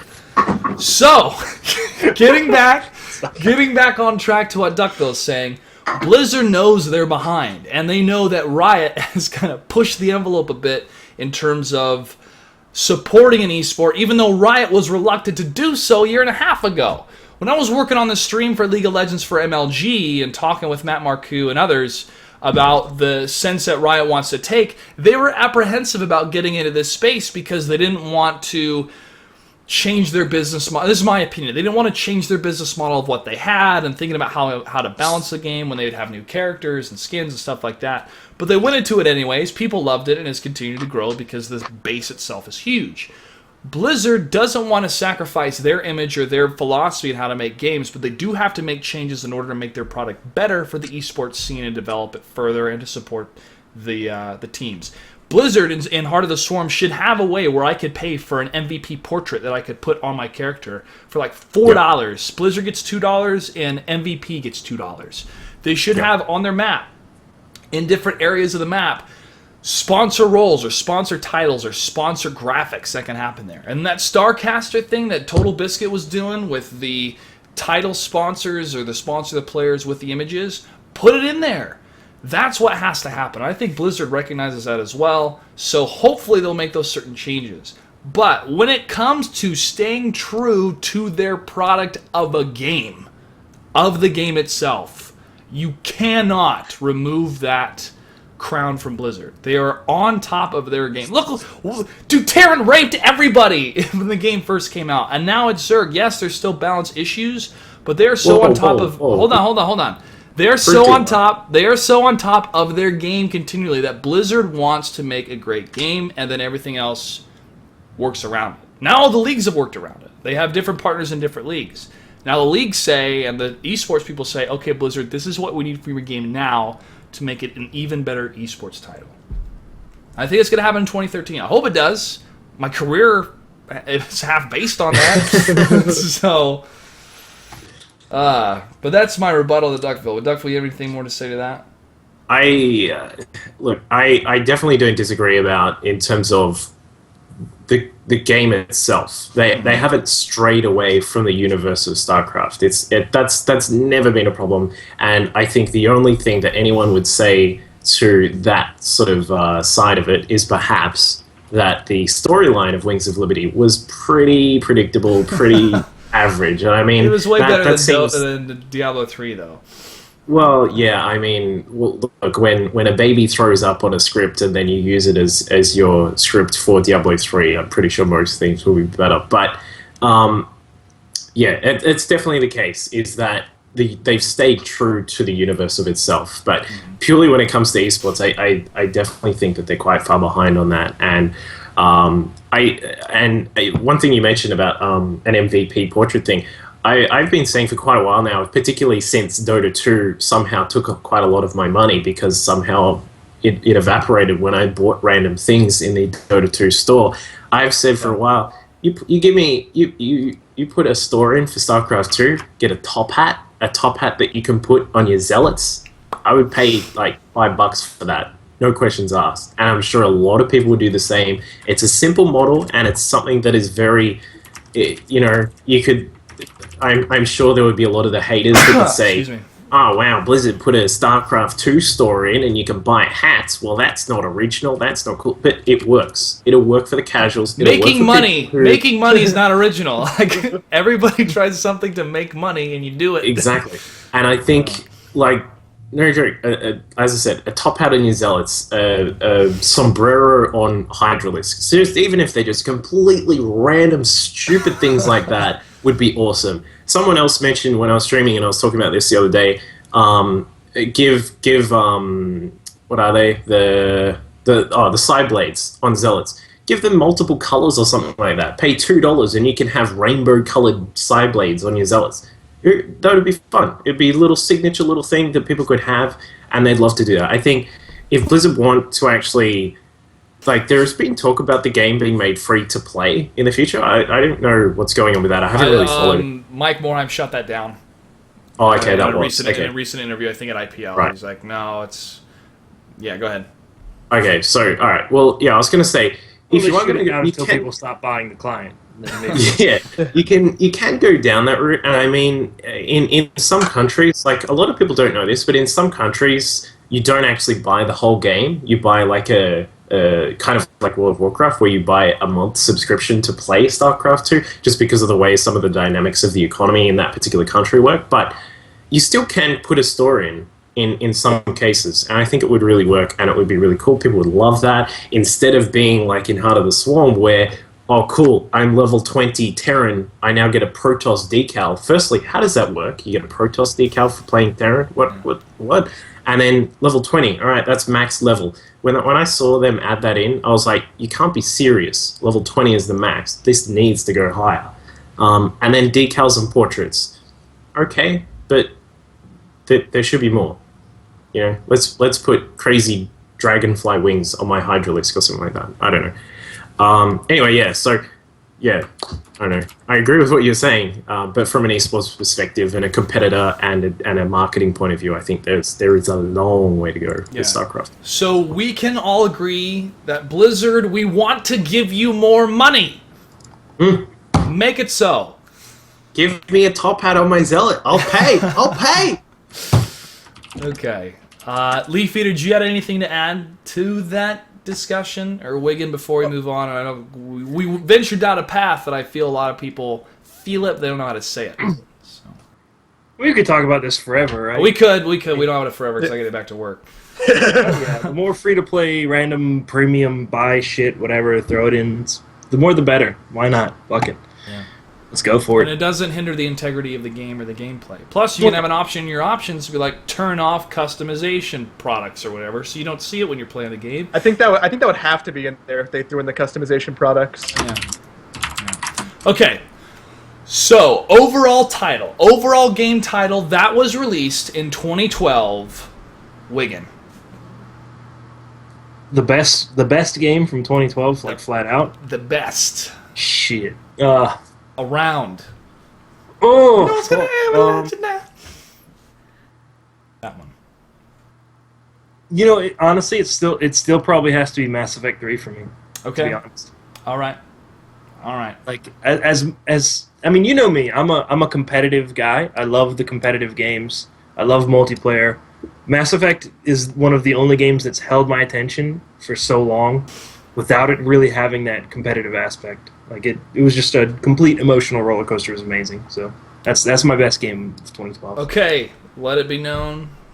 Wigan says Mass Effect 3 for 2012. Duckville. We should ban Tubby from chat because he just said Black Ops 2. Is that which Tubby is that? Tubby the Fat. Is it Tubby the? Fat. Oh, Yeah. it's like my favorite Remember- name to announce at MLGs. Is Tubby the Fat. Yeah, remember we were talking about Tubby in that in the show. We were like, he's gonna win WCS Canada. Yeah, I picked him as like my black horse for one of the events. Yeah. Yeah. Anyway, Anywho, God, good job. Tubby. Anyway. I'm gonna say Dota 2 again. Just Okay. obviously big fanboy. I've been playing Dota for quite a while, like since 5.84. Whoa. It's not the longest time, but back then, I mean, it's a I fair don't know amount what of that time. means. It was like early, like they patched it in that kind of situation. But yeah, I've been playing it for quite a while. As I said, I think I love the direction that it's going. I think Valve, if there was any company that I would want to handle Dota 2 to look after IceFrog and just say to IceFrog, here's all your cool stuff, let's make a cool game, it would be Valve, because they've done a fantastic job with it. I love the store. I love the penance idea in particular, for you purchase a pennant and put it on when you're watching a team. Is really cool. I love that Liquid has now got a Dota 2 team, so that's really cool for me, because Liquid is my favorite team. So I love that. And yeah, I think even though it's a problem for Wigan, I actually do like the way that some of the engine is still very similar to Warcraft 3 in the fact I've never really noticed it, but the turn rates and that thing, which is one thing that Wiggins spoke about. It's like literally the first thing I noticed is like, why won't my character? Yeah, I was showing Wiggins some of the basic stuff about Dota 2, and he's like, "Oh my god, why is this turn rate so slow?" And I was like, I never really noticed that because I mean, it's I just only stutter played- stepping, Cast a spell. like stutter stepping Marines, or like in League of Legends Spell. as the Yeah. do. Yeah. Like, what is this? So yeah, definitely would be Dota 2 for me. It's been one of my favorite things. Although technically it's not released yet, it sort of is because you can now buy the game through the store, which I find really funny. 30 But yeah, and just a quick little shout out as well goes to SCP Containment Breach, the horror game which Day 9 was also playing in his Fright Week, Halloween week where he played it. Although it's only in like alpha or beta or something like that, it's an amazing horror game, and like it freaked me out. Like it freaked me out when I first saw Day 9 playing it, and I tried to play it a little bit myself, and I was like, this is really hard. I just love I love the dynamic of blinking in the game because you got the little countdown timer for when your character will automatically blink, or you can do it yourself, and of course because the monsters move based on when you're blinking or you can't see them. So just a small little shout out to SCP Containment Breach because I think that is an amazing horror game. If you ever Next like level. that, How much genre. did you actually get to Right play there. SCP? Well, just a tiny bit because it kept crashing, of course, because it's still sort of very alpha at the moment. But yeah, just a tiny bit, and then I'd play it, and then I'd get scared, and I'd be like, "All right, I'm gonna have a break for now." Because I've been able to play it because of crashing issues too, but that's something that I've been super interested in after watching Day 9 play it. Just because of, like you said, the pure mechanics of the way that they set up blinking and movement. It's just really innovative. Yeah. Anyway, so yeah, Dota 2, and special shout out for SCP. Okay, Leaf Eater. Well, I have a little problem because I wanted to say Dota 2, and all my reasons I had lined up was everything that Duck just said. So, Liquid Fighting 2013, Dota 2. That's right. Cool. All right. Okay, my overall title. This is a game I felt most impressed by and also had the biggest emotional impression on me. This title will probably surprise all of you, but maybe not some who have followed the entire gaming sphere in the last year. And that has to be, gentlemen, The Walking Dead video game. I was surprised someone didn't say that earlier. I've heard some really, really good things about it. That game caused me to tear up on stream multiple times. No tears actually came down, but they were in the eyes. And have such an impression of protection for this little girl that you try to protect. Like, it is really, really well done. There's not much gameplay, really. It's more of a adventure game. But there is, at certain points, when you have to shoot these zombies coming at you in the head before they eat this little girl. Like, it's crazy, man. So I have to say, overall, with that feel and emotional depth and storyline and character development and execution of the characters through the voice actors and also the animations, my best game of 2012 goes to The Walking Dead. So, we need to move on quickly. Best esport event of 2012. Either watched on stream or attended in person. Sorry, Duckville. You did go to WCS Australia, right? Sorry, I had my mic muted.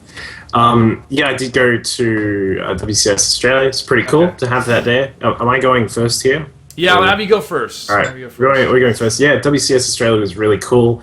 Our sexy man Maynard, who is in the chat, was the MC there. Did a really good job, and it was awesome to have Tastosis there as well. I mean, not many people, unless you're actually from Australia or like the C region, can understand what kind of effect that has. It's really nice to have those guys down here to help promote the event, bring in a lot more people.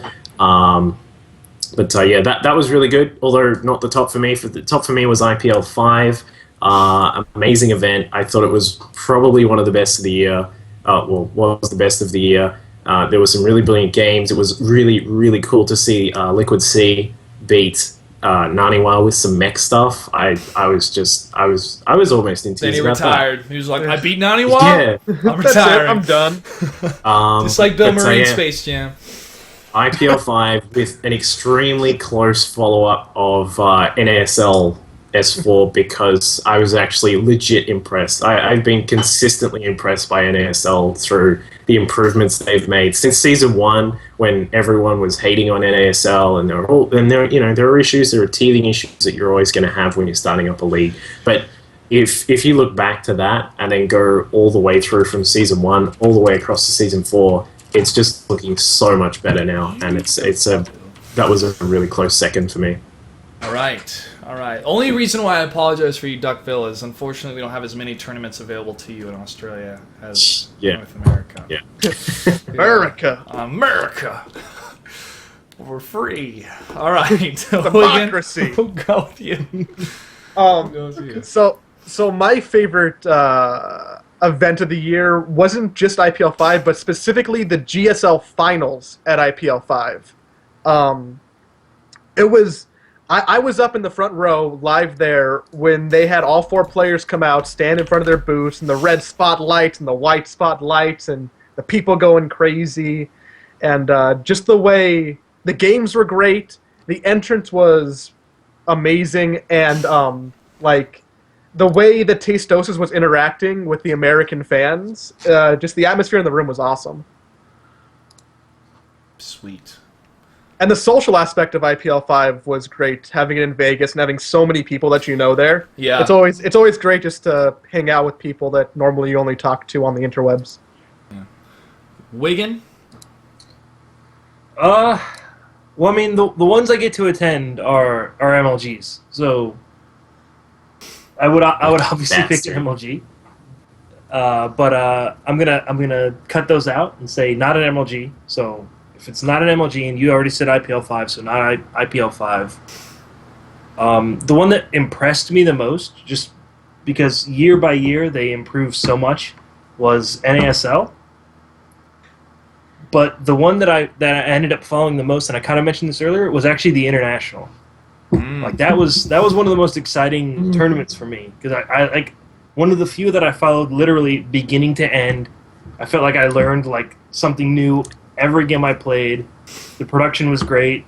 The casting was excellent. Like, so honestly, probably the International was the one. Did you watch in game or on the stream? On the stream? I didn't have it downloaded at that point, Okay. so I only watched it on the stream. So I'm gonna go with the International. Like, obviously, I think the MLGs were fantastic this year. IPL was great. NASL, like I said, most impressive improvement year by year. NASL, hands down. So just as an outlier, I'm gonna go with the International. 2, right? Was the second one? I'll be honest. I'll be honest. I didn't even think of that, but yeah. And it was held in That's the one I'm Seattle, my hometown. Yeah, Seattle. Where it rains So all the time. big, Not really. massive amount of like props to NASL for really consistently improving their product year by year. Yep. Ever since I started working for him, it's just gotten better. That's it. No, it's I a want team. to be an Fitness NASL. or whatever, Yeah, right? no, dude, the real heroes of NASL, I mean, you see a lot of the on-camera talent, but our editors are great. They are a great team back there, and they do a lot of great work and making that content have a specific style with NASL. Even the hues of blue that they choose is so important because it's our product, and we've proven ourselves time and time again on the online broadcasts and also at our finals that I'm going to be really, really honest with everybody here. I was so sick during that finals. I was sick from China. I still had it. I was not improving. I was coughing so bad at night, I was dry heaving. And this is at the event in the hotel. And I would be up until 3 or 4 in the morning one of the nights until I finally was able to get to sleep. And then I would wake up, take a shower, go to the meetings, do our rehearsal, and go. And it was just on, man. I'd go on stage, and you'd hear me do my voice and my lines and introduce the characters. And I would go backstage and, like, cough and cough and cough and get hot water and honey or have one of our volunteers go get it. And then come back on stage like it was a miracle I was able to have a voice and perform, man. That Shanghai surprise, as Russ calls it, from China, was devastating. I haven't been that sick in such a long time. So, but thank you very much for the. I love the people who are claiming it was some sort of Chinese conspiracy to remove all the foreigner players so that they could actually win the tournament. I was like, it's not going to matter. The Koreans are still going to win, even if they're sick. Yeah. Okay, so it's my turn now, right? Okay, overall events so far. I went to a lot of different events, and I've worked at all the ones I went to this year. Yeah, I was actually planning to go to IPL 5 just as a spectator, to spectate a tournament for the first time since 2010 when Wigan and I went to our first esports tournament while he was competing and I was spectating in Raleigh 2010 for MLG. A lot of great memories with MLG. I thought we had a lot of great events. MLG Anaheim was the best MLG this year, hands down. The Kespa intros were pretty gosh darn cool, I have to say. And a very, very important moment for all of esports to have the old gods, the titans of Brood War, now transitioning into StarCraft 2. But overall event, I am going to go with NASL Season 4. I felt that was the tightest produced event. I felt that we highlighted the players the best, and we had a great storyline for all the players, and I think had the most fun in those 2 days. Plus, the venue itself was really, really good, and I kept pushing. We need lighting, and we need crowd mics, and we had both of this event, and so I was really happy about that. It wasn't perfect, but it was really, really well done, I felt, and it's going to be even better for our next finals. They're going to happen in... Ooh, can't spoil it yet. But all I can say for this season of 2013 is I'm making sure my passport is still in working order so I can head... Yeah. I was able to cast a number of games at WCG, which was really, really cool. I got to cast StarCraft 2 with Doa, and I casted Counter-Strike Online, Crossfire, and World of Tanks. It was really cool to cast all of those 3 games, especially World of Tanks, because I feel that's a title that some people don't take seriously because they haven't played it themselves. And it's a title that it takes a little bit to get into, but once you start understanding the serious metagame about it and the positioning and the skill types used for these 7-on-7 matches, it's really fun to watch. It was really fun to cast. To cast. And I really enjoyed that tournament. It was great to work with Wani and Wolf and Doa and Rambo, Brendan and Dana and everybody that was there, and to go to China for the first time, even though I got really, really sick. I felt that event showed the world that WCG, who I thought had really fallen off, was still a very, very viable force in esports, and maybe even more so now because the Western scene has grown into at least a sustainable space for esports. To have these 3 different leagues out here in North America and 2 or 3 in Europe, I think WCG recognizes that, and I think they're going to be prepared to push more into the Western audience. They have the Eastern audience. China was huge, the biggest attended event in esports history, and the most watched, especially for Warcraft 3. So I was really excited to be a part of that, and it was very well produced. OnGameNet did the main stage production, which was beautiful, and then Neo TV, which is a Chinese production company, did the second stage, which was a beautiful stage as well, and then Crossfire had its own stage. So this whole BWC thing with Blizzard and their production company, I just feel they hired the wrong production company, or that production company wasn't prepared for the scale that was necessary to present the Battle.net World Championship in a format that was comparable to what Riot had done or what the International had done. I think Blizzard recognized that, and that's why they're dedicated for BlizzCon 2013 to have the huge esports event that's going to happen for them for StarCraft 2 and for World of Warcraft. So what they did in China was great. It was important for the market in China, but the production itself was subpar. We were disappointed by that. Blizzard knows it, and I look forward to what they're going to do in 2013. There's David's beard there. So overall event, gentlemen, NASL Sorry, Season 4. had to mention it from the chat. So Had to do it. NASL Season 4. Could I be biased? Sure. Was I mean, I had a different viewpoint because I was working it, but I was nervous about my voice, but I wasn't nervous about the event because You were sick as a dog. I know. Leaf Eater knows. Yeah, he would hear me cough. But working with this team every day adds such a solid stake in a live event like that I felt calm, cool, and collected, and it was great. And it was a lot of fun.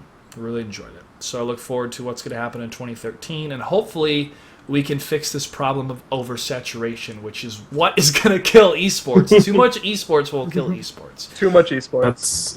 That's a big topic for me. I'm not going Okay. to go into it because I'll rant for about a All right, minute. best StarCraft 2 player per race or overall representing the race. I'm going to go first here. I'm going to say Polt for Terran. Polt to me is one of the most professional players out there. He was very And professional. goddamn when it came sexy. It's true as well. I think he's so good he has his own team in my mind, which happened in 2011. Team Polt. It's like I was meant to make that mistake because it became a meme. So I own it now. Scarlet for Zerg. Her growth has been phenomenal, and Hero for Protoss because he's the hero that we all deserve, as he said at NSL, which is great. We're gonna go down the line. Wigan. All right, so for Zerg, honestly, I had Lenok because he's at a pretty ridiculous end to 2012. He just seems like he wins everything recently, and he's a really young player too. So it's like basically he can only improve from here on. So Lenok, the Lenoctopus, as it were, The Lean Octopus. is my top dog for Zerg. For Protoss, Rain was so dominant for the period of time that he was winning everything that he definitely deserves mention. But Hero also had a huge 2012. He won a lot, and he's one of those few players that even when he loses, he has just so many fans just because of the way he plays that. Because he had custard hair. Sure. that I think it's got to be the Rain or Hero, and for Terran, MVP definitely deserves mention. He's been the best for such a long time, and he's always in contention for winning GSLs or whatever. Mhm. But I think the guy who had the biggest year of 2012 and is also my overall pick was Tasia. Honestly, Tasia. Tasia Yeah. was the talk of it for such a long time. It was like this was like his coming out party. This whole year was him just winning. Even if he didn't win a tournament, it felt like he got screwed out of it, kind of almost like he would barely lose if he lost at all. And he won in ways that I watched so much StarCraft. I felt like I could almost map out every game that was going to happen before it happened. Tasia won games that no one should ever win. Like he just did ridiculous things, played in a completely different way in a lot of cases. So Tasia was my top overall for 2012. Okay. What about Foreigner Hope? Who do you think is the great Foreigner Hope of 2012? For me, Yeah. Patch Zergs. No, I guess it's got to be Stefano or Scarlet. Yeah. But, Sorry, I missed that. I was laughing too hard. yeah, either Stefano or Scarlet. Both of them are crazy good. You almost don't even consider them foreigners. They're good on the level of you compare them to any StarCraft player. They're pretty good. Yeah. So yeah, Stefano or Scarlet. Those are my foreigner hopes, I guess. Okay. All right, Nurch Duckville. goes up there too. Nurchio, he's pretty good too. Duckville, your Rack- picks, and then your Foreigner Hope. For Zerg, I guess Infestors. And followed closely by I don't know, Scarlet or Lenok. Probably Lenok again. Just as Wiggin said, the kid's amazing. I mean, you go back to last year's MLGs against Providence. Naniwa, and it's like, Yeah. I'm just gonna roach rush you constantly, and it worked. And then you come to this year, and he has done it a little bit, but he's still got fantastic macro. He's been dominating each race effectively, and I would say he's definitely the top Zerg. For Protoss, I'll go with Party. Despite the fact that I don't actually like the way he plays, he's been good. Like, if you're going to Century Immortal in, copy that kid. He's really good. And if it wasn't Parting, then it would be Tubby. But Terran, you've got. I'm gonna have to go with Liquid Bias and say Tasia. He's been amazing. He's been a really good player. His and English has is getting done. better too. Yeah. I one thing which I saw a little while ago on Reddit was that he was at an event and no one was really talking to him. Like, it was like the fans didn't recognize him or something. But hopefully he's a lot more confident now that he's been to quite a few events and has done really well. So I don't know, for all you guys, given that you guys are the ones who will be able to go to events, you should make sure that you can actually go and say hi to him, because he does seem particularly shy, even for a Korean, which is saying something. But go and say hi to him. He's pretty good overall.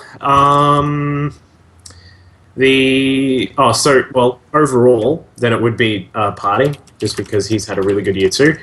And Foreigner Hope would be... It's kind of hard to say, but I want to say Mana, but Okay. I don't know, he kind of disappeared. He's damn good. That Mono's guy always is that like rando European that no one ever thinks of until he like wins a DreamHack or something. Exactly. Oh, And yeah, he that's right. kind of reminds me of God, what was his name? Show? And Show's like this guy who will just suddenly show up and he'll just have this ridiculous build that just wipes the floor, but then he's gone for 6 months or something like that. But yeah, I want to say Mana, but I like the proper answer, I suppose you could say, would be Scarlet. Okay. So yeah, those are my answers. All right. Leaf Eater. Your Okay. top 3 of the race ambassadors and also the Foreigner Up. Okay, so I also have to pick Hero and Tasia. I had a lot of fun with them in NASL. I got to spray champagne on Hero. He won 2 major events. Tasia's been awesome this entire year, and he's just fun to talk to. And for Zerg, I got to pick DRG. Because although he's kind of faded off as the latter parts of the year, I still just like to watch him play. And probably for Foreigner Hope, it has to be Suppy, hands down. I love Conan. I'm totally biased because we're friends, but young USA StarCraft. All right. So Illusion too, actually. Excuse me. Oh yeah, Suppy- Illusion. Suppy Illusion and definitely Illusion. deserves some mention, man. Illusion is crazy good.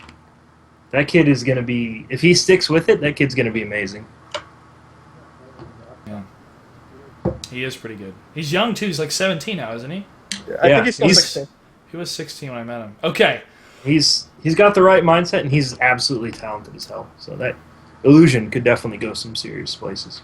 My Foreigner Hope I put down for Scarlet. Now we're going to move into the outside media of gaming, and this is how we're going to wrap the show. All right? Also, shout out to the Agnes. the He's Agnes. foreigner. Yeah, that's true. Best the TV street. show, Wigan. Fuck. So full disclosure, I like barely watch TV. I have a TV and it's to the screen right here, and I literally just use it as a second monitor. Monitor. Manada. Sorry. And so it's probably Game of Thrones, because Game of Thrones ended in 2012, right? Yeah. Okay, so Game of Thrones is probably my first answer, because I love the books, and the story or the show has been done really well. So Game of Thrones, or also The Walking Dead's pretty great, even though I haven't watched the last, like, I think 3 episodes of this season. So it's got to be one of those two, either Game of Thrones or Walking Dead. I can't.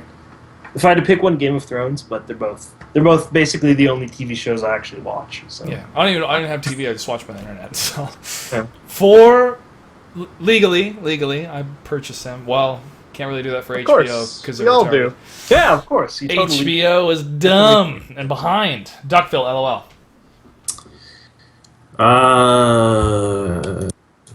I would say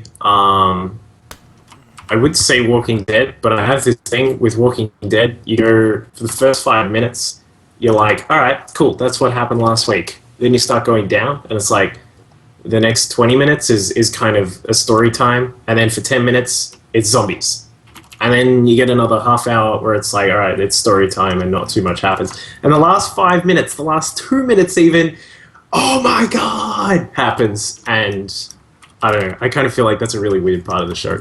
But yeah, Game of Thrones for me. Walking Dead very close. Okay. Well, we were making your hand gestures there. I know you can't see me. Yeah, no, I saw Lee Peter do it. All right, Leaf Eater. Okay, well, this is Disrespectful probably the hardest man thing causing me to do that to Phil. Also, I'm a horrible shout out to person. Dexter because that Australian chick in it is hot. Yeah, from Chuck. Are there ugly yeah, she's in- Australian women, by the way? She was Like, from I've Mass never Effect seen too. She played the chick I from don't Mass think Effect. so. Moving to Australia. All right. It's close to Korea. All right, Leaf Eater.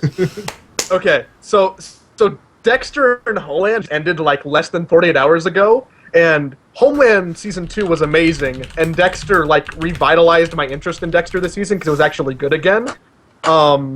And there was really good stuff earlier in the year, like Suits, Shameless, Legend of Korra. But I'd be lying if I didn't pick Breaking Bad. Okay. I've Why seen do you the like? first two Why do you episodes. like Breaking Bad? Yeah, It's a on TV. show that it could have ended in season 2, but then Walt just keeps making stupid mistakes. Hey! Prison Break should have ended in season 1, but that didn't happen. Did it? Well, yeah, I mean, fucking. We're outside the prison. Could have ended in Alright, season show's 1 over. if fucking what's his name wasn't all honorable. Where are you going with this, Dave?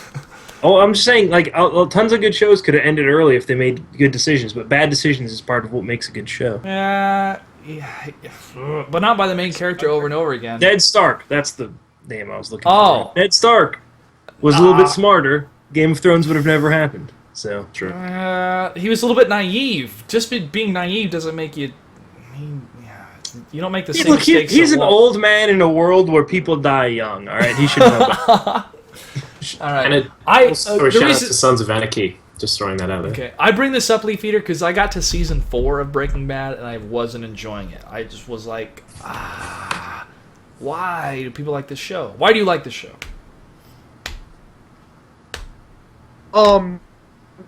It's the only thing that I watch on TV that makes me really feel emotion Okay. and sit at the edge of my seat, regardless of all the stupid stuff that has happened, like why it didn't end in season 2. But I just think that it's been universally good throughout, and that's really rare for a TV series in general. Like Dexter was really good, season 1, season 2, and then 3 through 6 I couldn't have really cared less about, even though I still watched it all and really enjoyed it. Same with other Showtime shows like Weeds, Shameless, stuff like that. But Breaking Bad, all 5 seasons I've still been interested. Okay. I am more interested in the side characters of Breaking Bad than I am in Walt or Jesse. I think Jesse is a punk, and the actor does a great job playing him, but there's how many times is this dude just going to screw up before he's taken out? A lot. I loved, who's the guy's name? I love the lawyer. He's really funny. Saul. He's really good. Saul. Saul. And then the guy that works for the lawyer, but he also works for the dude with the Pollos Hermanos. The ex-cop Mike. guy. What's it? Talking I about don't. Mike, the bald guy. Mike, yeah, I think he's really good. I think that character is so well done, and I'm actually more intrigued by them than I am the main characters. I don't want to like say that. Well, you like this show, so you're a bad person. I'm not saying that. I've tried to watch it and enjoy it, and I just don't. So I don't think you're a bad person, Lee. Well, You know how the internet I am are. a It's like bad you person, like this but- show. but You must be you are retarded. the- It's not true. You're the first person who I've had a conversation with who's expressed that. Because everybody I know either loves all of Breaking Bad or hasn't watched it. Yeah, I mean, I'll probably, if I'm going through all of South Park now, so when I'm probably done going through South Park, and I also need to watch 24 because I never watched that show, then maybe I'll get back into Breaking Bad. So I felt I gave it a fair shot, but I just wasn't enjoying it. So, anyways, to each their own. My choice is Walking Dead, and when I first saw this show, it started October of 2009 or 2010. And I'm not a real big zombie person. I don't really like zombie movies. However, I really loved Zombieland. I loved that film. And I started watching the show, and it came to the part where the camp gets attacked and the sister dies. And I thought that was some of the best television acting I've ever seen in that moment. And I have to repeat that again in season 3 when somebody else dies. And Rick has that emotional breakdown, and himself as an actor chose was- such a great way to do it, and such a truthful way to do it, that I felt it was so well done. And it's starting to get to a point now of like how much bad stuff's going to happen to these people, but also when they found the person that they thought was dead, was just so cool. So I really, really enjoy that show. I have it on Amazon for like $3 every time the episode comes out. It's automatically on Amazon, which I think is really neat. So that's my choice for TV. All right, movies. Wigan, go. We're close. We're only a song after this, and we're done. So these are like the hardest ones at the end because you could pick like anything. But Yeah. Batman and the Avengers were definitely up there. But to be honest, I enjoyed The Hobbit so much that it might be my best movie of the year. It could be just because I saw it recently, but I thought they did a really good job with The Hobbit. Even the stuff they added from the book that wasn't quite there. I was really nervous going into watching The Hobbit because I was kind of worried it would be like Star Wars Episode 1, The Phantom Menace. but I think they did a really good job. I understand there was some fan service in there for like the younger audience with Radagast and things like that, but it was really good and it really captured the same essence for me as Lord of the Rings had, that very epic fantasy, and that's a very hard thing to translate into movies Yeah. correctly. So The Hobbit, I think, was probably my favorite so far of the year. Cool. Duckville.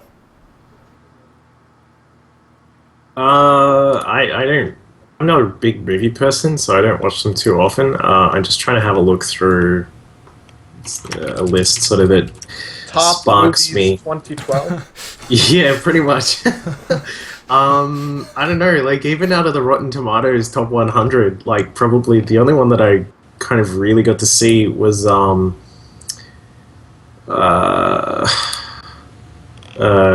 Knight. I thought that was a really cool movie.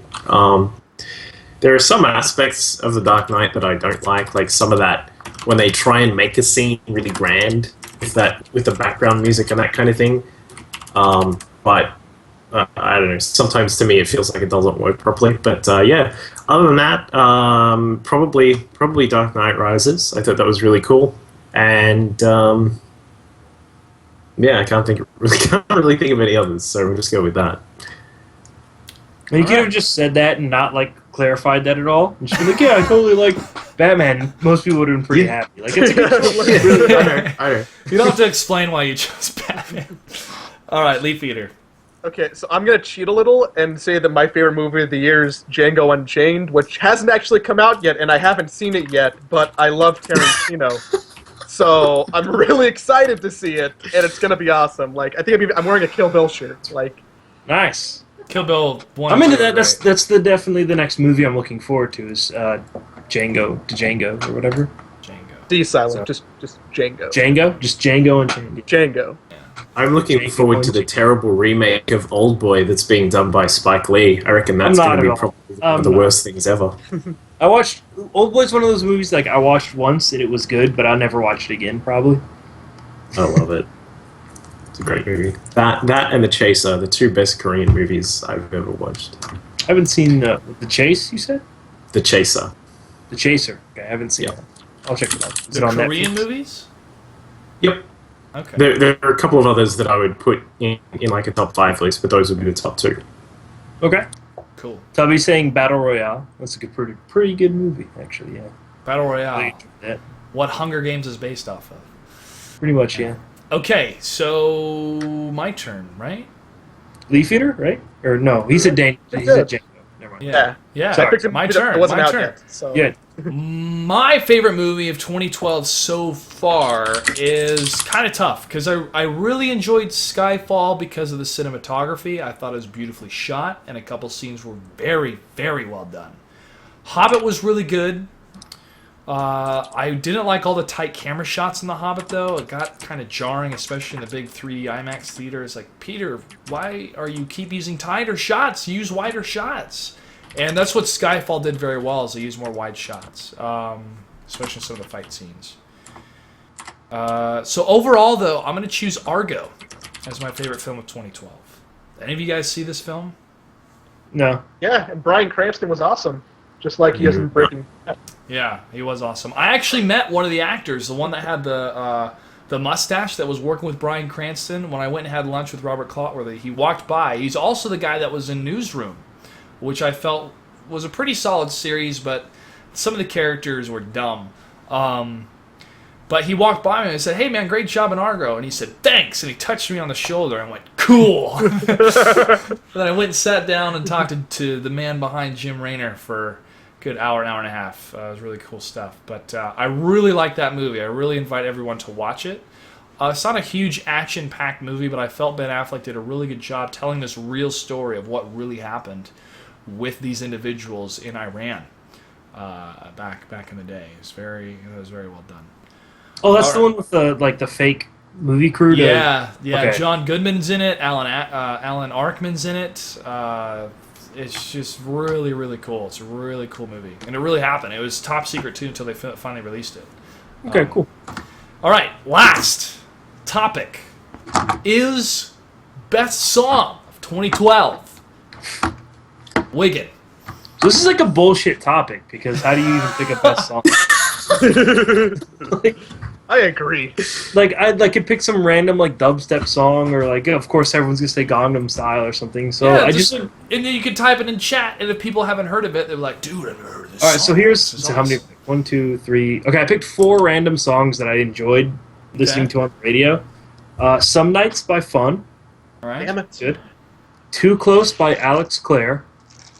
Which is awesome by Macklemore and Universal. Ryan Lewis, Thrift Shop is actually fantastic. And Radioactive by Imagine Dragons. Those are my 4 that I randomly picked in a few minutes. Radioactive by Imagine Dragons. Radioactive. Radioactive. Right. You've heard it, I'm sure. It's good. It's catchy. It's not none of these are really particularly amazing songs, but they're kind of catchy radio. I disagree. songs. I think Some Nights is a really, really good song. Some nights is good. I don't like Fun the- is kind of like my breakout band for 2012. Fun is really impressed. Some Nights starts good, but then it gets into the weird, high-pitched auto-tune. Yeah, right at the end they Whatever. kind of go the auto-tune rap, but the rest of them is fine. So I mean, I like Mass Effect 3, so obviously the ending of a song isn't gonna. Yeah. Okay. So yeah, those are my top 4, I guess. All right. Let's go Duckville. Mine is called Crystallize by Lindsey Sterling. It's it's like a violin dubstep Violin combination. I've just linked it in chat. I really like that song, despite the fact that I'm not huge on dubstep at all. Like I'm not Hydra. I'm going to play it constantly while I'm streaming or whatever. But Yeah. I do like adding it in every now and then. It can be really, really nice to listen to. So, and especially with the violin, it just sounds really, really nice. So, yeah. Cool. That's the That's it. famous violinist, right, from her Rockin' Out YouTube films? Videos? Yeah, Cool. she was in a Freddie Wong I've- video recently too. Oh, Yeah. sweet. Yeah. I've linked it in chat, so if you guys haven't heard it, you can jump in there and have a quick look. Shout out to Freddie Wong, awesome YouTube channel. Yes, very good filmographer. All right. Leaf Eater, best song 2012. Okay, so I decided to get away from the stereotypical we like esports, we like electronic stuff, and I actually really like female vocalists. And on Pink's new album, she does a duet with Nate Roos, the lead singer for Fun, called I'm blank on the name of the song. It's Just Give Me a Reason, and it's just really nice. So that's random. Also, the new Maroon 5 album is really good. Okay.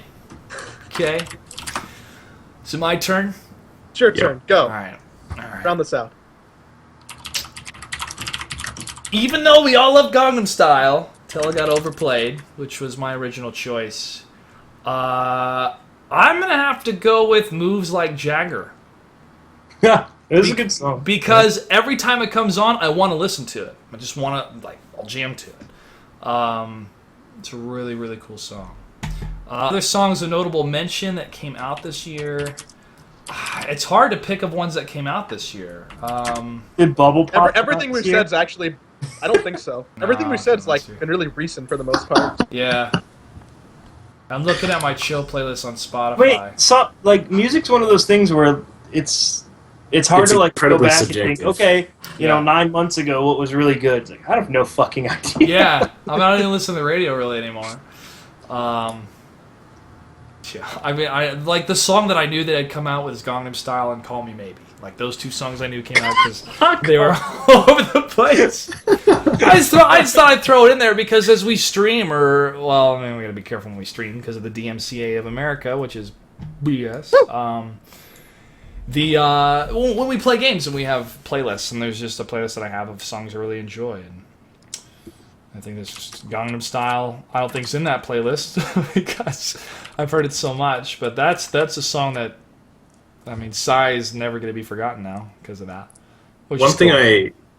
One thing I did think of, which I didn't think of before, and I know it's dubstep, and I said I'm not hugely into it, but the Bass Nectar remix of Ellie Goulding's Lights is also really good. That is a really good song. Ellie Goulding deserves a shout out too. If Actually, you've checked out Ellie Goulding's website, there's like a visualization website for Lights, and it's really awesome. it is, yeah, Cool. I'll have a look.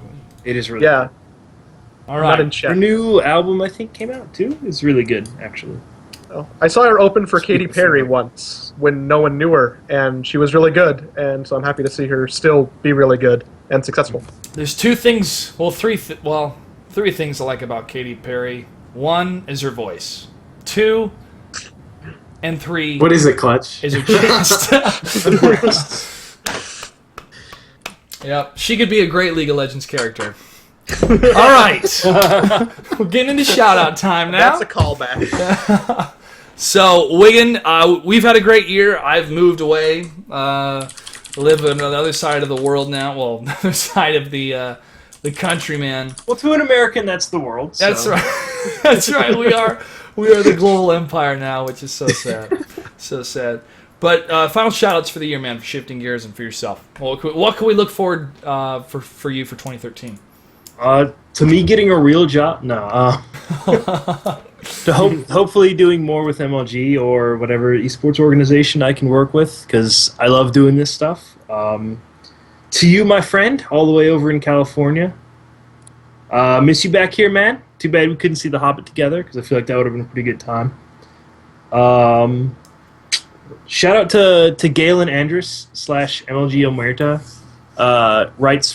Used to write for MLG, writes for IPL.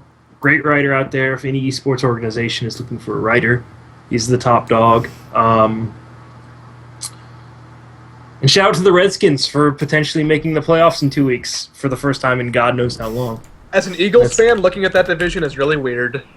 Yeah, it's something Bizarre. different. But enjoy RG3 for the next 10 years. Nice. Or however many until he stays healthy. Yeah, so that's it. And yeah, as Josh said, shout out to liver poisoning. Cheers. All right, Duckville.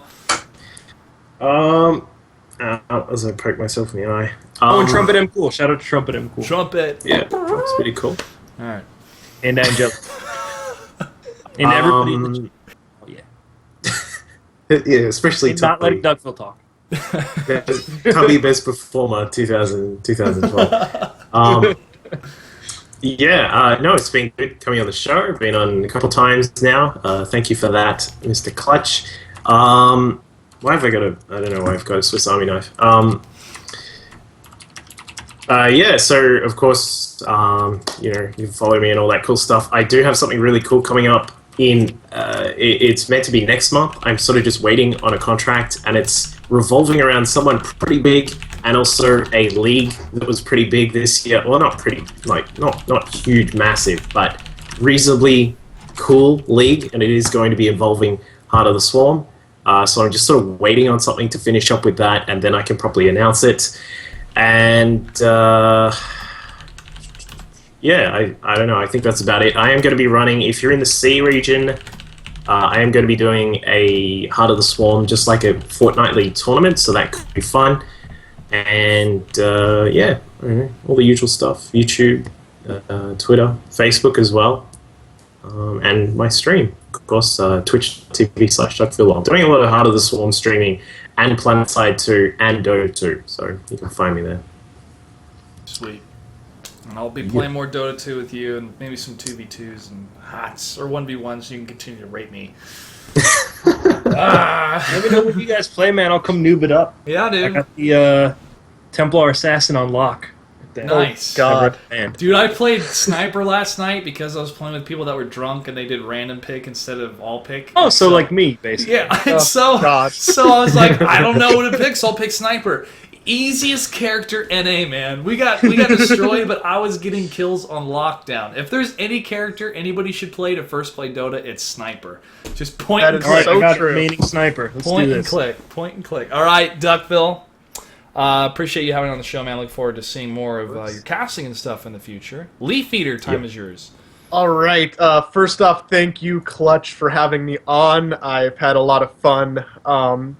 Shout out to NASL for letting me come back on the scene again. Yeah. And You were- every Production assistant, right? Was your official title?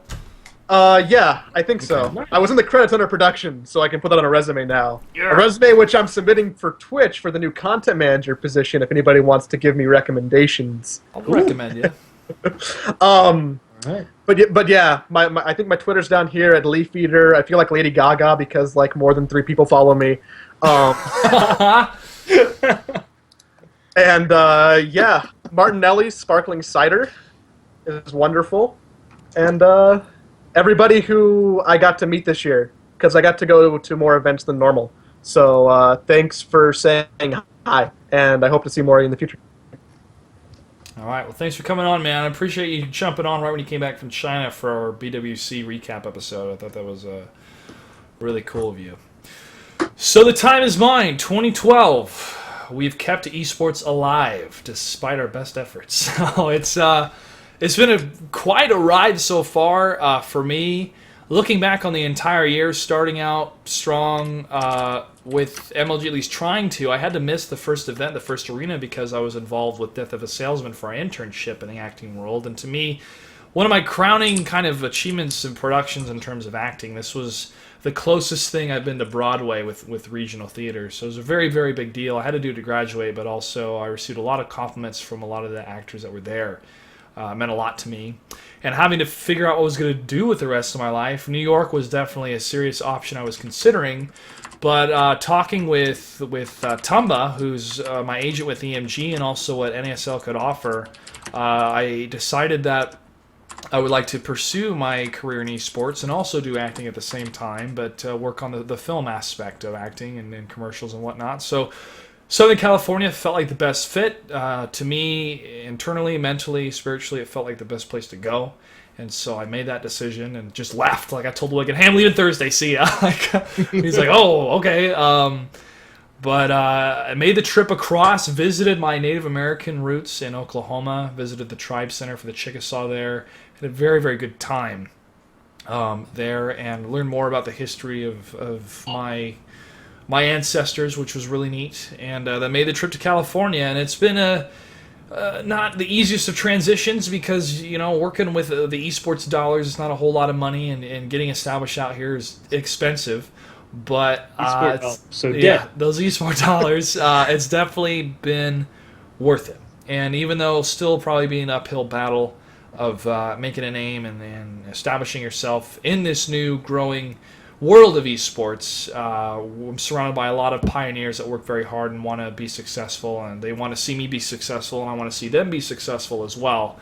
And I appreciate their efforts, their compliments, their support, also from my family who supports me. You know, they send me texts and see how I'm doing here or there, and also my friends. And I hope to make more friends out here in California. I'm still looking for something to do for New Year's, so I got to figure that out. But it's Back cool. to Virginia, man. Nah, I'm gonna stay here for the holidays to save money, and also to visit some of the families that I knew for my mission. I'm actually have dinner with one of them, which is pretty cool.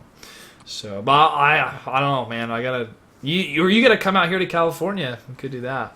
The party's out here, man, not in Virginia. Yeah. I mean, if I can get a job out in California, I'll come out to California. Yeah. Anyways, to me, this region, Southern California, and you can even say up in the Vegas area, is the ground I need to be at for the acting world and also for esports. So my goal for 2013 is to continue working in the world of esports, to continue doing the best that I can in my different capacities, move more of the production and maybe some of the marketing and some of the things here, because I feel like I really understand the power of competitive gaming in the gaming world, and I know how to tell a good story, and hopefully more people will recognize that, and I can be able to help them with their products. And working with NASL, we've really got to deliver a pretty solid product so far. So look forward to the future of 2013, as long as there's a world left come this Friday. But I want to give a special shout out to Robin Tivo, the person that won the IPL Community Caster or Caster Search profile. Robin is a person I've worked with. Wigan and I have worked with. I mean, he's been on the show with myself, Wigan, and Duckville before, talking about esports, and this was a guy that was very passionate about what he did, about casting. He loved Zerg. He was a huge fan of Idra, and he worked these different MLG events as a community caster many a time. And then moved on to the role of producer, and was still trying to find himself in the world. He had showed his dedication, he had showed his skills to the established people of esports, but they couldn't fit him yet. And he came to a point that he was giving up. He was thinking, I should go to school or do something else because this is not panning out, which unfortunately has happened to friends of myself and Wigan, of people that have tried to make it in esports and were given false promises or false hope. It didn't work out, and so they went a different route. All of us that like being able to pay our bills, basically. Yeah, pretty much. People like to pay their bills, went a different route. But Robin, I think is maybe his last effort, or just this is my last go, decided to enter into the contest of the YouTube cast for IPL. There was other people in there that I'd worked with as well, so it was tough to kind of choose who I was going to vote for.